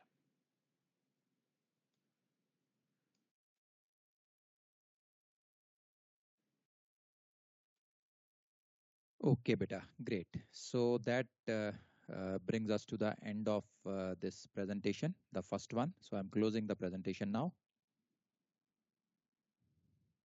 Yes. So this note will be. ये notes I'll भेजेंगे? share it, beta. I'll share it. मैं आपको WhatsApp पे share कर दूंगा. Okay, so let's take a short break. 5 minutes, okay? 7:10 we can be back? Yes, sir. Okay, beta. All right. 7:10. Sir हाँ, go ahead, beta.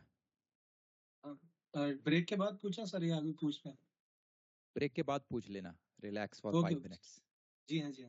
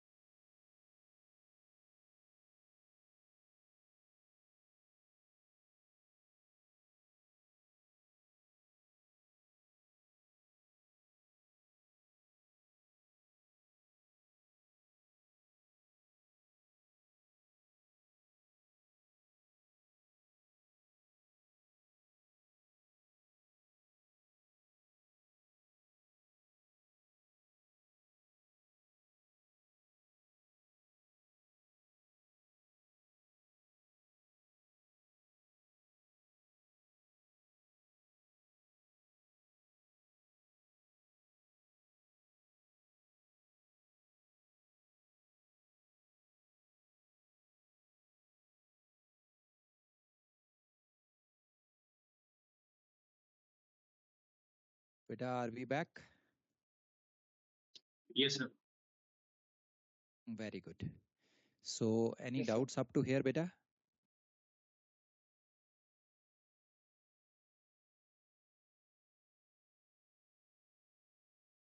No, sir. Okay, great. So, chale aage beta. We now move on to, this was basically Earth's magnetism. And now we have to study the ship's magnetism. So ship's magnetism becomes little tricky. Up to here it was simple and easy. So ship's magnetism now becomes tricky. But with this knowledge of Earth's magnetism, we now know how the magnetic field lines go, whether they will come up or they will go down. So this now makes it easy to understand the ship's magnetism also. Okay. So let me put up the presentation and we move on to ship's magnetism.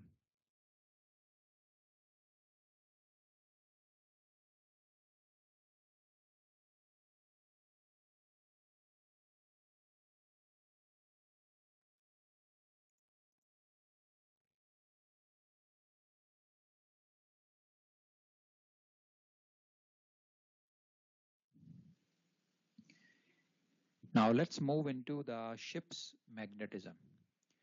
We have already discussed about the Earth's magnetism. Earth's magnetism is what affects our magnetic compass and provides the directive force to the compass. Now, ship's magnetism is another force which is very much present at the compass location and it affects our compass. So, we are going to analyze what type of magnetism is present in the ship and how does that magnetism of the ship affects the compass in a positive way or in a negative way, and eventually in the end we are going to see how do we counteract or compensate the effects of the ship's magnetism on our magnetic compass. So let's go into these concepts one by one. Now, in the olden days, the ships were made of wood. Wood was a non-magnetic material and would not have any magnetism of its own. On such a ship, the only force which affects the magnetic compass is the Earth's magnetism, and the compass would point in the direction of the magnetic poles. Once we identify the magnetic poles, if we apply the variation, we can easily find out the direction of the geographic poles also. So things were pretty straight and simple. But nowadays, ships are being built of steel, which is a ferromagnetic material. Steel or mild steel or iron is a ferromagnetic material and it has the capability to acquire magnetism. We have seen in the previous slides that two types of magnetism can be generated in ferromagnetic substances. One is permanent magnetism, which was generated by bringing it in contact with a permanent magnet in a specific way. And the second was induced magnetism, which is generated when any ferromagnetic material comes under the effect of a magnetic field. So this mild steel, being a ferromagnetic material, can acquire magnetism of its own. And as we have already discussed, the acquired magnetism by the ship, by the steel of which the ship is made, could be either induced magnetism or it could be permanent magnetism. So these are the two types of magnetism which could be present in the ship structure. Moving ahead now.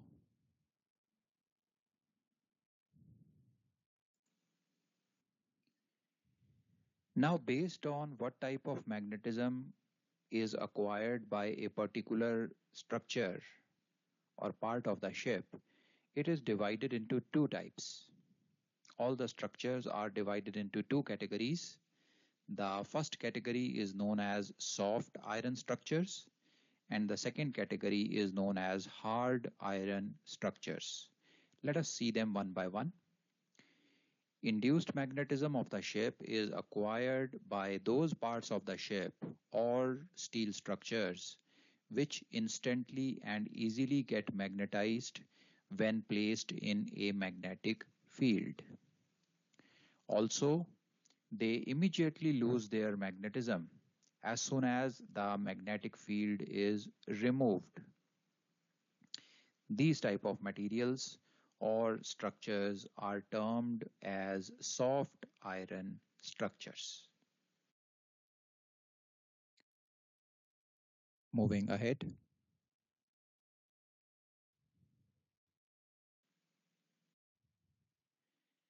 Now moving on to the hard iron structures.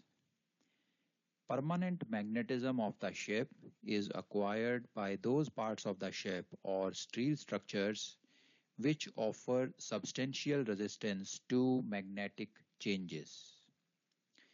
These materials do not get magnetized easily, but once magnetized, they retain their magnetism permanently. Now, these kind of structures or these type of materials are termed as hard iron structures. So basically the ship is divided into these two kinds of structure, the soft iron and hard iron structures. Soft iron structures gain or acquire magnetism very easily, and that acquired magnetism is induced magnetism. It is temporary in nature.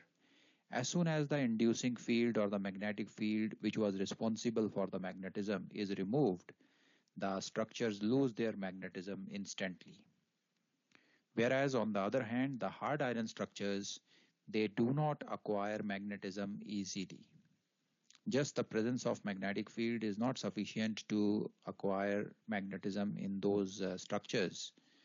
But if they get magnetized, then the magnetism remains there permanently. They do not lose their magnetism easily.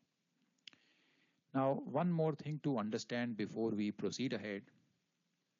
It should be very much clear in your mind that these hard and soft words which we have used in the definitions, hard iron structures and soft iron structures, they are basically denoting the two different types of structures or material having different magnetic properties. They relate to their magnetic properties or magnetic behavior. And these materials are not literally hard or soft to touch. Both of them are made up of steel, iron, so they are equally hard or soft to touch. It is not that a soft iron structure is pretty soft to touch. No, it is not that way. Do not take the meaning of the words literally. They are just denoting their magnetic properties or magnetic behavior. Sir, maybe go on the previous slide just for a minute. Okay, beta, okay.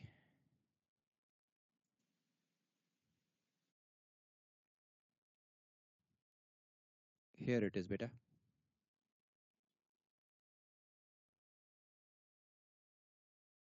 A slide before this also? Okay, before this.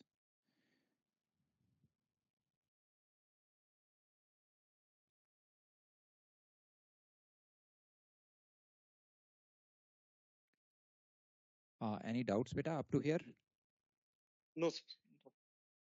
Sir, one small doubt, sir. Examples. Yeah, bolo beta. Sir, examples. Okay, I'll tell you these examples, beta. I'll explain both of them in detail. Sir, okay, thank you. So one go question, ahead, sir. Beta. Bolo. Sir, in the context of soft iron structures, right. They will have just induced magnetism, not permanent magnetism, right? Yes, that's correct, Beta. They will only have induced magnetism, not permanent magnetism. Okay, sir. The ship is a steel structure. It is a ferromagnetic substance, and Earth has a continuous magnetic field around it, although very small, but it will have it has a magnetic field. So if a ferromagnetic substance is kept in a magnetic field, it gets an induced magnetism. Right, that's correct. So the whole ship, instead of, we do not even consider soft and hard iron structures. The whole ship itself will have induced magnetism. Yeah, it will have. That's correct. So even the hard iron structures will have some component of induced magnetism also, sir. Okay, now there are two things, beta. When you have a hard iron structure, that means it has already acquired some magnetism. Either it has been worked upon, hammering, welding, cutting, heating. Because of that, it has already acquired some magnetism which is permanent in nature. So once it has a permanent magnetism, now it will not be affected by the Earth's magnetic field. So the induced magnetism in that structure, hard iron structure, will be very, very minute, which you can easily neglect. Okay, sir. Thank you, sir. Okay, मैं अभी detail में बताता हूँ आपको. Okay, sir.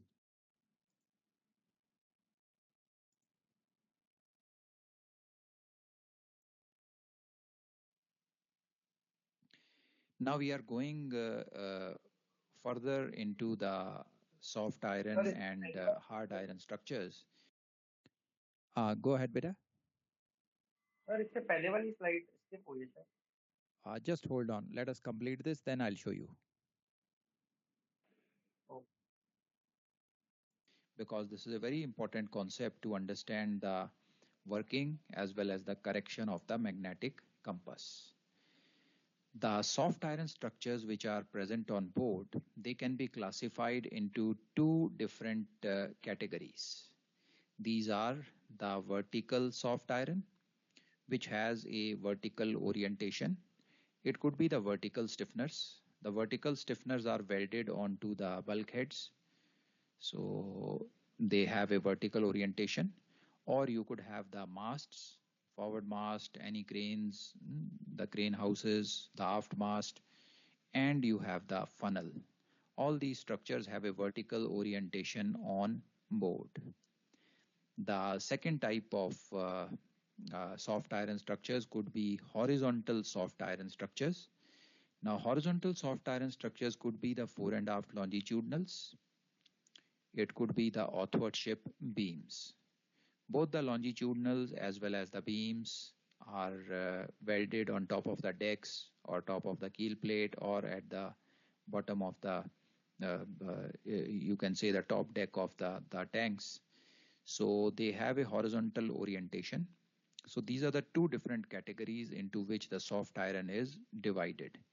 In short, the vertical soft iron is also known as VSI, and the horizontal soft iron is known as HSI.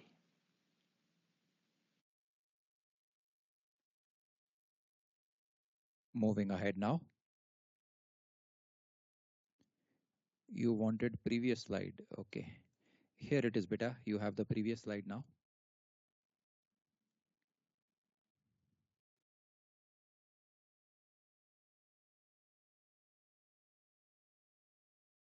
Oh. Okay, all right.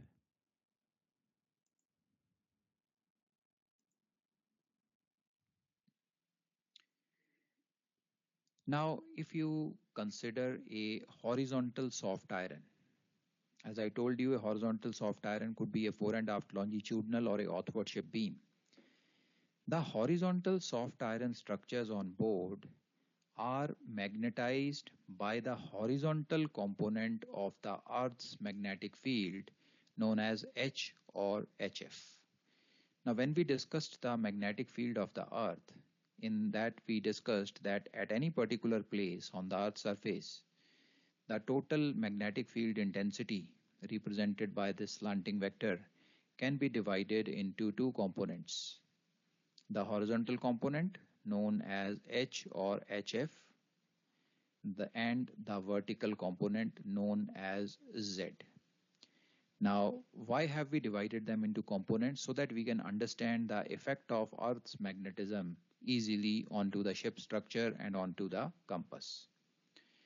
Now, obviously, if you have a horizontal soft iron structure on board, it will be magnetized by the horizontal component of the Earth's magnetic field, that is H or HF. Now, how is it affected? Now, a blue pole is acquired where the lines of force enter the material, and the red pole is acquired where they leave the material. Now we have seen this, that every magnet has its two poles, the blue and the red pole. And we have seen red pole is the one from where the lines of force come out, and blue pole is the one where the lines of force enter into the magnet. So same thing applies here. Let's assume we have a ship which is on a northerly course, 000 course. The ship is at the equator. Now, if you visualize a ship on equator on a heading of 000, you will see that the magnetic lines of force at the equator, they are also parallel to the Earth's surface. They are also horizontal, and they will be entering from the stern of the ship, and they will be leaving from the bow of the ship.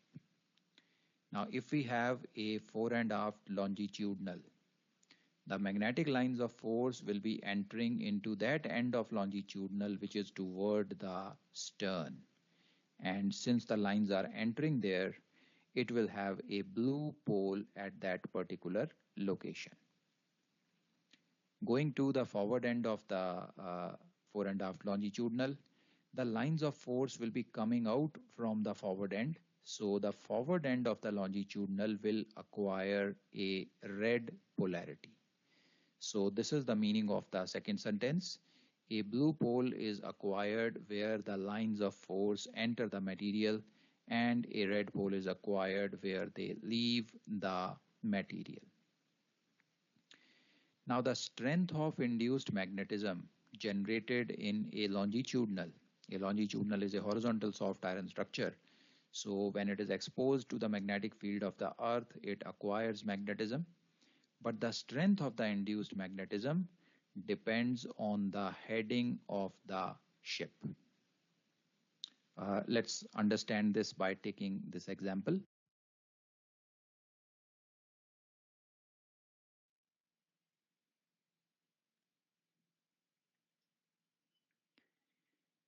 Now we know that the H component, the horizontal component of the Earth's magnetic field, always acts northwards.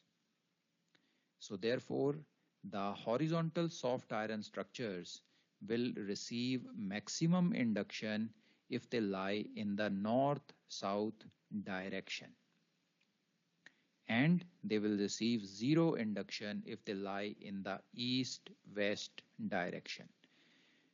You remember when we discussed about the induced magnetism, I told you that the strength of the induced magnetism depends upon the orientation of the soft iron. If the soft iron structure is oriented or aligned in the direction of the magnetic field, maximum induction would occur. And if it is misaligned, that means it has a orientation perpendicular to the direction in which the field lines are going, it will have minimum or negligible induction. So taking this example, we had a vessel heading in the northerly direction.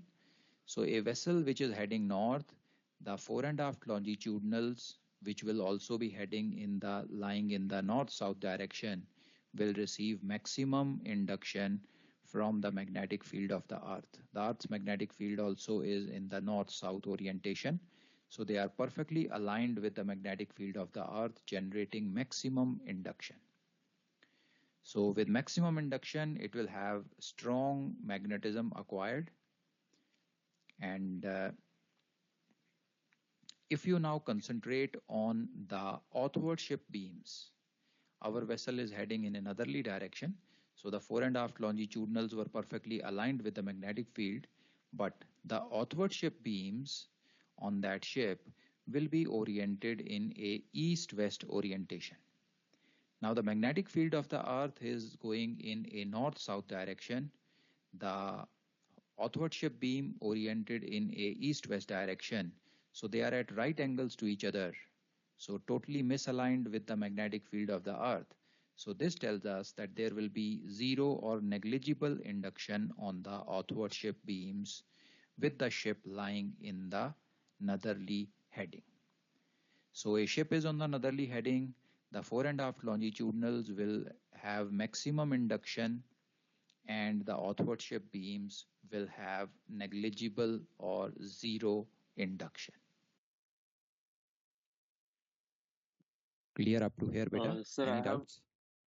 Go ahead, beta. yes, sir. One doubt. Sir, you said the horizontal soft iron is the orthogonal beam, correct? So, in order for an iron to become uh, a soft iron, it has to be induced by some magnetism, correct? In No, this beta. case, there is no Basically, magnetism. no. No. It is the other way around. Whether a structure will be hard or soft is basically decided by how much work has been done on that structure. How much hammering, bending, cutting, welding, heating has been done on a structure. Now you see longitudinals, whether they are magnetized or not magnetized doesn't make a difference. Longitudinals, Yes. when they are fitted on a ship, they are simply cut as per the required length and welded with a single welding seam. So all the longitudinals are soft iron structures. Okay. Okay. And if you see the deck plates, मैं बाद में आपको ये detail में भी explain करूंगा. But if you see the deck plate or hull plates, now deck plate or hull plate जब हम लगाते हैं, we have to bend it, you have to weld it at the seams, and some hammering also may be required. Hydraulic jacks may be required to bend it or bring it into the shape of the hull. So when that working upon is done, it becomes a hard iron. Okay, sir. Understood. But sir, what I'm asking is, for example, we have just like a normal beam, uh, in the let's say in the port starboard center line, Right. and if the ship is in the same heading, like you explained, at the equator, heading 000, in Right. that case, there will be no magnetism induced on that particular beam, correct?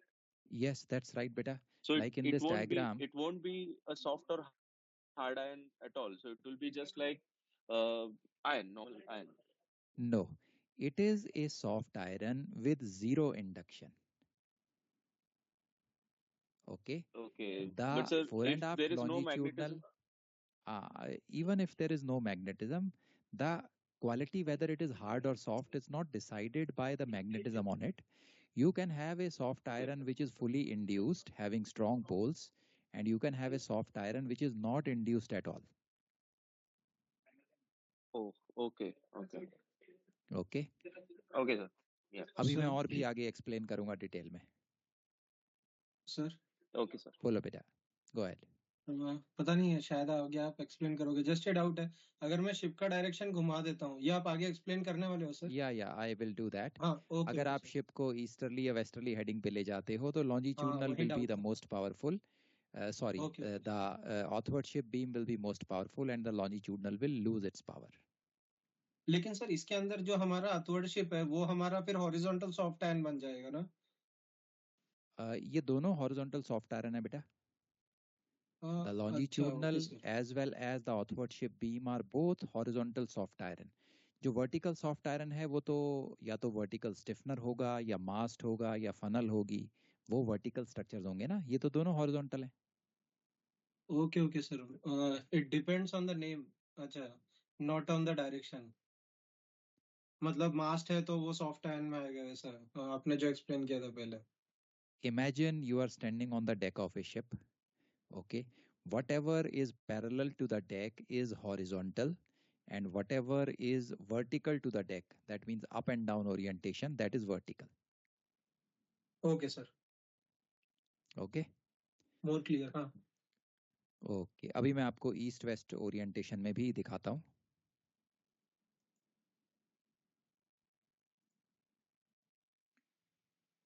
Now from this we are able to understand that the magnetism generated in the horizontal soft iron depends on the heading of the ship.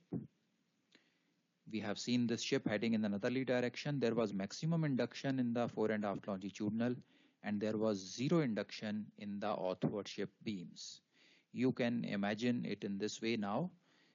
Let us assume that this particular ship, which was heading in a northerly direction, now changes its heading and alters its course, and now it is heading in the east-west direction. If the ship is heading in the east-west direction, you can now see that the fore and aft longitudinal is also lying in the east-west orientation, and it has become perpendicular to the magnetic field of the earth, which is lying or running in the north-south direction. So when the ship alters course to 090 and is moving on a easterly track, the fore and aft longitudinals are going to lose their induction. There will be no magnetism or negligible magnetic field acquired or generated or induced magnetism generated on the fore and aft longitudinal. Now, on the other hand, the outward ship beam in this condition, with the ship heading east, the outward ship beam are now lying in the north-south orientation. The Earth's magnetic field is also in the north-south orientation, so they are perfectly aligned with each other, generating maximum possible induction on the outward ship beams. Thus, the magnetism generated in HSI depends on the heading of the ship. Because as the heading of the ship changes, the orientation of the HSI with respect to the magnetic field of the Earth also keeps on changing. The induced magnetism generated in a vertical soft iron or a horizontal soft iron will also change with the position of the ship. Now you see the basic cause of this magnetism, the induced magnetism in soft iron structure, is the magnetic field of the Earth. Now if the ship changes its location, let's assume that the vessel was on the equator and now it has moved towards the pole. Now as soon as the vessel changes its location, the Earth's magnetic field, which is the generating force for inducing the magnetism, also changes. So as the vessel changes its position, the magnetic field which is affecting the vessel also changes. The magnetic field at the equator is in a different orientation. Field lines are horizontal. Horizontal component is the strongest. The zero component, the vertical component is the zero component. Now as you move towards the pole, horizontal component keeps on becoming lesser and lesser and vertical component keeps on becoming stronger. If you go at the pole, you have zero horizontal component and maximum vertical component. So with the magnetism of the Earth changing with position, as the ship goes from position A to position B, the induced magnetism in the ship's soft iron structure is also going to change. Now the induced magnetism in the ship's structure will also change continuously when the vessel is rolling or pitching. Now when the vessel is rolling or pitching, the fore and aft longitudinal or the outward ship beam or the vertical structures, they are also changing their orientation time and again. With every roll and with every pitch of the ship, the HSI and the VSI are going to change their orientation. And as their orientation changes, the induced magnetism in those structures also changes. Clear बेटा? चलें आगे?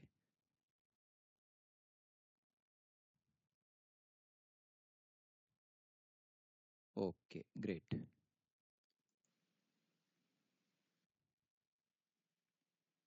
Now we are aware that the horizontal component of the Earth's magnetic field, which is H or HF, this component is the maximum or the strongest at the equator, because 100% of the field, magnetic field of the Earth is lying in the horizontal orientation, making the H or HF very, very strong. And this horizontal component of the Earth's magnetic field is nil or zero at the poles, because at the poles, the Earth's magnetic field becomes vertical and it has a zero horizontal component. So this actually gives us an insight into the induction in the horizontal soft iron structures also. The horizontal soft iron structures will therefore receive maximum induction at the equator and zero induction at the poles. So if we have a ship at the equator, it will have maximum induction generated in the horizontal structures. If the same ship goes to the poles, those horizontal structures will lose their entire magnetism because the H or HF component of the Earth's magnetic field has vanished at the pole.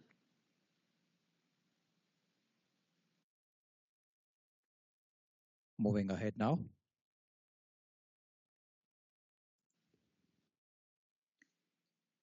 Let's now move into the vertical soft iron on the ship, the VSI. Just as the HSI, horizontal soft iron on board, was induced by the H or HF component of the Earth's magnetic field, exactly in the same way, the vertical soft iron or VSI on board is magnetized by the vertical component of the Earth's magnetic field. The vertical component is represented by Z. Wherever the magnetic lines of force enter into the structure, it will acquire a blue pole, and wherever the lines of force leave a structure, it will acquire a red pole at that particular location. To give you an example, let's assume we have our ship now at the North Pole. If the ship is at the North Pole, the Earth's vertical component, Z component, is the strongest there. The magnetic field lines at the North Pole are going vertically downwards. So if a ship is standing on the North Pole, you will see that the magnetic lines of force will be going vertically downwards into the Earth's surface. Let's assume or visualize the mast on that particular ship. Let's assume the forward mast. Now with the vertical lines, the lines of force going vertically downwards, they will be entering from the top of the mast. Now this point where the lines of force enter, that is at the top of the mast, it acquires a blue polarity. Wherever the field lines enter into a structure or a magnet, a blue pole is acquired, and these vertical lines of force going downwards will be coming out from the base of the mast. So the bottommost part of the mast or the base of the mast, from where the magnetic lines of force are leaving or going out, gets red polarity. It acquires red polarity because wherever the lines of force leave or come out from a structure or a magnet, it acquires a red polarity at that location. Now let's assume that this same ship starts moving now. At the North Pole, the top of the mast was blue and the bottom of the mast was red. This ship has started traveling now, and this ship now has crossed the equator and gone into southern hemisphere, and it has reached the South Pole. Now the same ship is at the South Pole. We are aware that at the South Pole, the magnetic lines of force, they come out from the Earth's surface. Now when they come out of the Earth's surface, they will be entering the mast from the bottom, thus giving it a blue polarity. The bottom of the mast now acquires a blue polarity, and these lines of force will be leaving from top of the mast, giving it a red polarity. So you see, as we changed the hemisphere, with the change in hemisphere, the direction of the magnetic lines of force of the Earth also changes. In the southern hemisphere, they come out of the Earth's surface, and in the northern hemisphere, they go down into the Earth's surface. And with this change, the poles acquired by the vertical soft iron also change. The poles get reversed when the ship changes from one hemisphere to another. So it is mentioned in this last point here, positioning of the poles. That means whether the blue pole will be on top of a vertical structure or the red pole will be on top of a vertical structure will depend upon the hemisphere the vessel is in presently. Clear up to here, beta?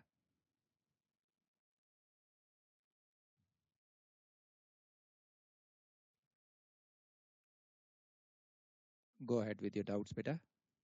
Sir, this lines entering from top and exiting from bottom. In this scenario, Right. if we move the ship to somewhere in between the equator and northern hemisphere, the lines will Right. still be entering from top, but it won't be exactly from the top, right? That is the only difference. Yes. That is right. The power of the poles will reduce, but the polarity, blue on top and red at the bottom, will remain the same. Okay, sir. Thank you, sir. Okay. The same thing which we just now mentioned, since the Z component acts downwards in the northern hemisphere and it acts upwards in the southern hemisphere, the magnetic poles generated on these vertical structures, the VSI, will reverse their polarity when the vessel changes its hemisphere. The heading of the vessel does not play any role or does not affect the induction in vertical soft iron structures in any way. Now, you could be heading in any particular direction in the northern hemisphere, but the lines of force will always be going downwards, making the top end a blue pole and the bottom end a red pole. So the heading of the vessel does not play any part in the induction or the polarity of vertical soft iron structures. The heading was important in case of HSI because when the heading changes, the orientation of the HSI with respect to the Earth's field also changes. But the heading has got no role to play in the induction of VSI, irrespective of which heading are you in. The polarity or the induction in VSI remains the same. So one doubt in this one. Bolo beta. Sir, for example, a vessel is in northern hemisphere, roughly 40-45 degree Right. latitude, and she's doing a course of 315. But Right. this vertical component will be affecting in different way on the ship structure. What it will be doing 180 degree around. So vertical component will be different, na, sir, as per Okay, my. beta, first you divide the ship into vertical and horizontal structure. Now you concentrate on a vertical structure. Let us say you pick up a mast. Yes, sir. Okay. Now you have the ship. You take it in any heading 000 to 360. The mast and the Earth's magnetic field are going to remain affected in the same way. The heading is not going to make any difference in the orientation of mass to the Earth's magnetic field. Okay, Are sir. you able to visualize that?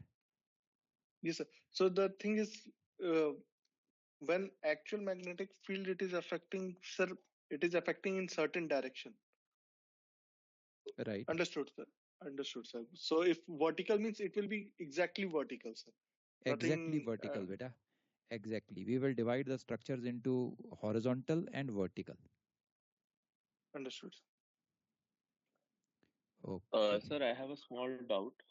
Bolo beta. Sir, if the vessel is at the equator, the Z component will be almost zero, no? It will be zero, So beta. there Will be no induction in VSI.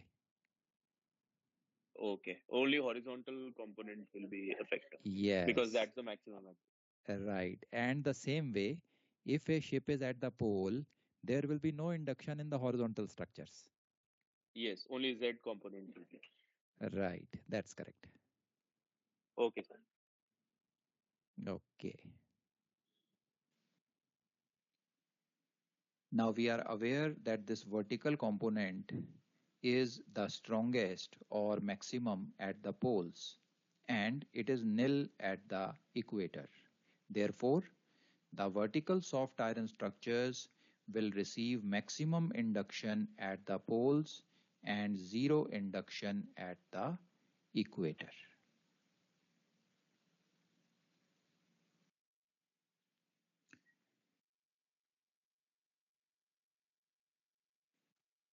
Okay, so beta, we have covered up the induced magnetism. Okay, last slide. Here it is, beta.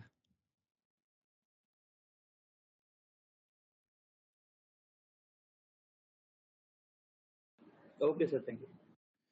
Okay, all right. So beta, हमने induced magnetism cover up कर लिया है. Now the next thing is the ship's permanent magnetism. So this is going to take some time, about half an hour or so. So let's keep it for tomorrow. So I'm closing the presentation now. Yes, sir. So both the slides will be sent to us today. मैं आज आपको notes भेज दूंगा बेटा, मैं PDF format में आपको notes भेजूंगा, and I'll send the complete notes till the end of the compass. So you can study the portion up to here, up to what we have discussed. Yes. Okay. So the basics are now in place in your mind. You know about the Earth's magnetism and ship's magnetism में आपको soft iron या induced magnetism का पता चल गया है. कल हम पहले permanent magnetism देखेंगे, ship's permanent magnetism. And once we have understood the permanent magnetism, we are ready to go into the coefficients. So 5 important coefficients are there, A, B, C, D, E. So one by one फिर हम इनको देखना शुरू कर देंगे. So tomorrow we will be entering into hardcore magnetism.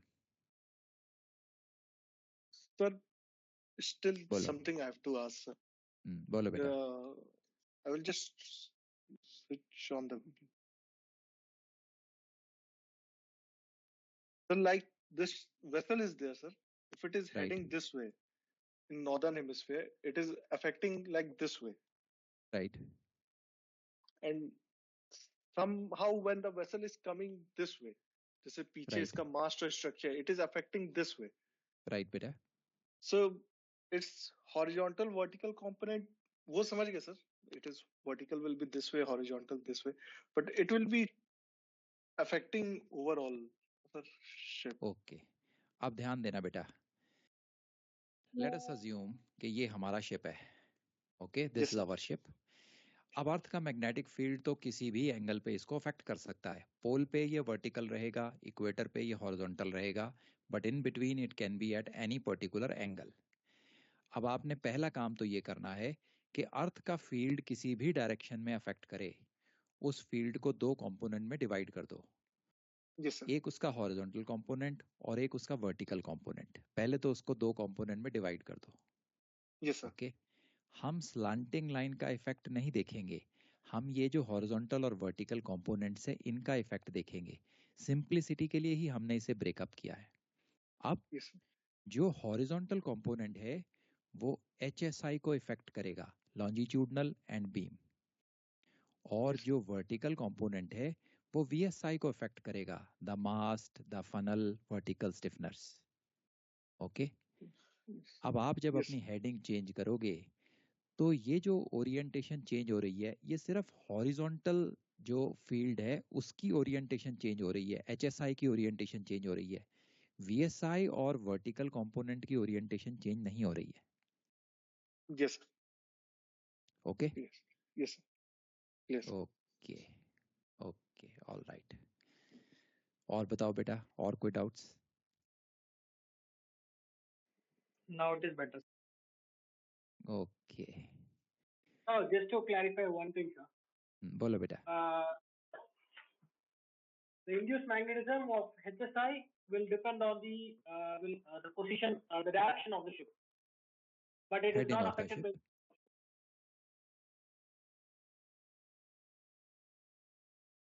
by Go ahead beta, you go ahead. the vertical. The VSI is affected only by the position of the location of the ship, but not by the direction. Yeah, that's correct. एक इसमें मैं चीज add करूंगा बाद में, but what you have said is correct. And for the horizontal soft iron, it is not affected by the position of the ship, but it is affected by the direction, or it is affected by both. Sorry, it is affected by both. Okay, यहाँ पे एक correction है बेटा. HSI में जो induction होगी वो heading पे भी डिपेंड करेगी और पोजीशन पे भी डिपेंड करेगी, लैटिट्यूड पे भी डिपेंड करेगी. कैसे, मैं बताता हूँ. हेडिंग से तो हमें बिल्कुल क्लियरली पता चल गया कि जैसे जैसे हेडिंग चेंज होगी तो हमारे HSI की ओरिएंटेशन बदल रही है, उस पर इंडक्शन बदल जाएगी. लैटिट्यूड के साथ ये कैसे चेंज होगी? देखो बेटा, जो अर्थ का HF है, जैसे जैसे आप पोल की तरफ जाते हो वो छोटा होता जाता है ना, वीक होता जाता है. तो अगर आपके HSI में कोई भी इंडक्शन हो रही है, आप शिप को अगर हायर लैटिट्यूड में लेके जाओगे तो वो इंडक्शन कम होती रहेगी. And when you reach at the poles, irrespective of which heading you are on, आपके HSI में कोई induction नहीं होगी. Did you get Yes, that? I got it. Yeah, got it. Okay, great बेटा. और बताओ. So one more question, sir. So it's बोलो why बेटा. we'll just consider that all the longitudinals and horizontal longitudinals and beams will be soft iron, horizontal soft irons, irrespective of whether they are placed very far away from the ship or very far away from the compass or very close to the compass. And all the vertical stiffeners and mast and funnels will be considered as VSI. Sir, what about the shell plating and the other structure like superstructure of the ship and all these things? Right. The shell plating, deck plate, keel plate, and the bulkheads, they will all fall under permanent magnetism, which we will do tomorrow. Okay, sir. Okay, sir. Okay. ये सारे के सारे permanent category में आते हैं क्योंकि इनके ऊपर वर्क अपॉन बहुत होता है बेटा. जो शिप की हल की शेप है, आपको एज पर शेल एक्सपेंशन प्लान प्लेट्स को बेंड करना पड़ेगा बाय हाइड्रोलिक जैक्स, आपको कटिंग करनी पड़ेगी, हैमरिंग करनी पड़ेगी. So when this working upon is done, all these structures which are remaining, they fall under the category of permanent magnetism, और ये मैं आपको कल explain करूँगा. Okay, sir. Okay, sir. Thank you, sir. Okay.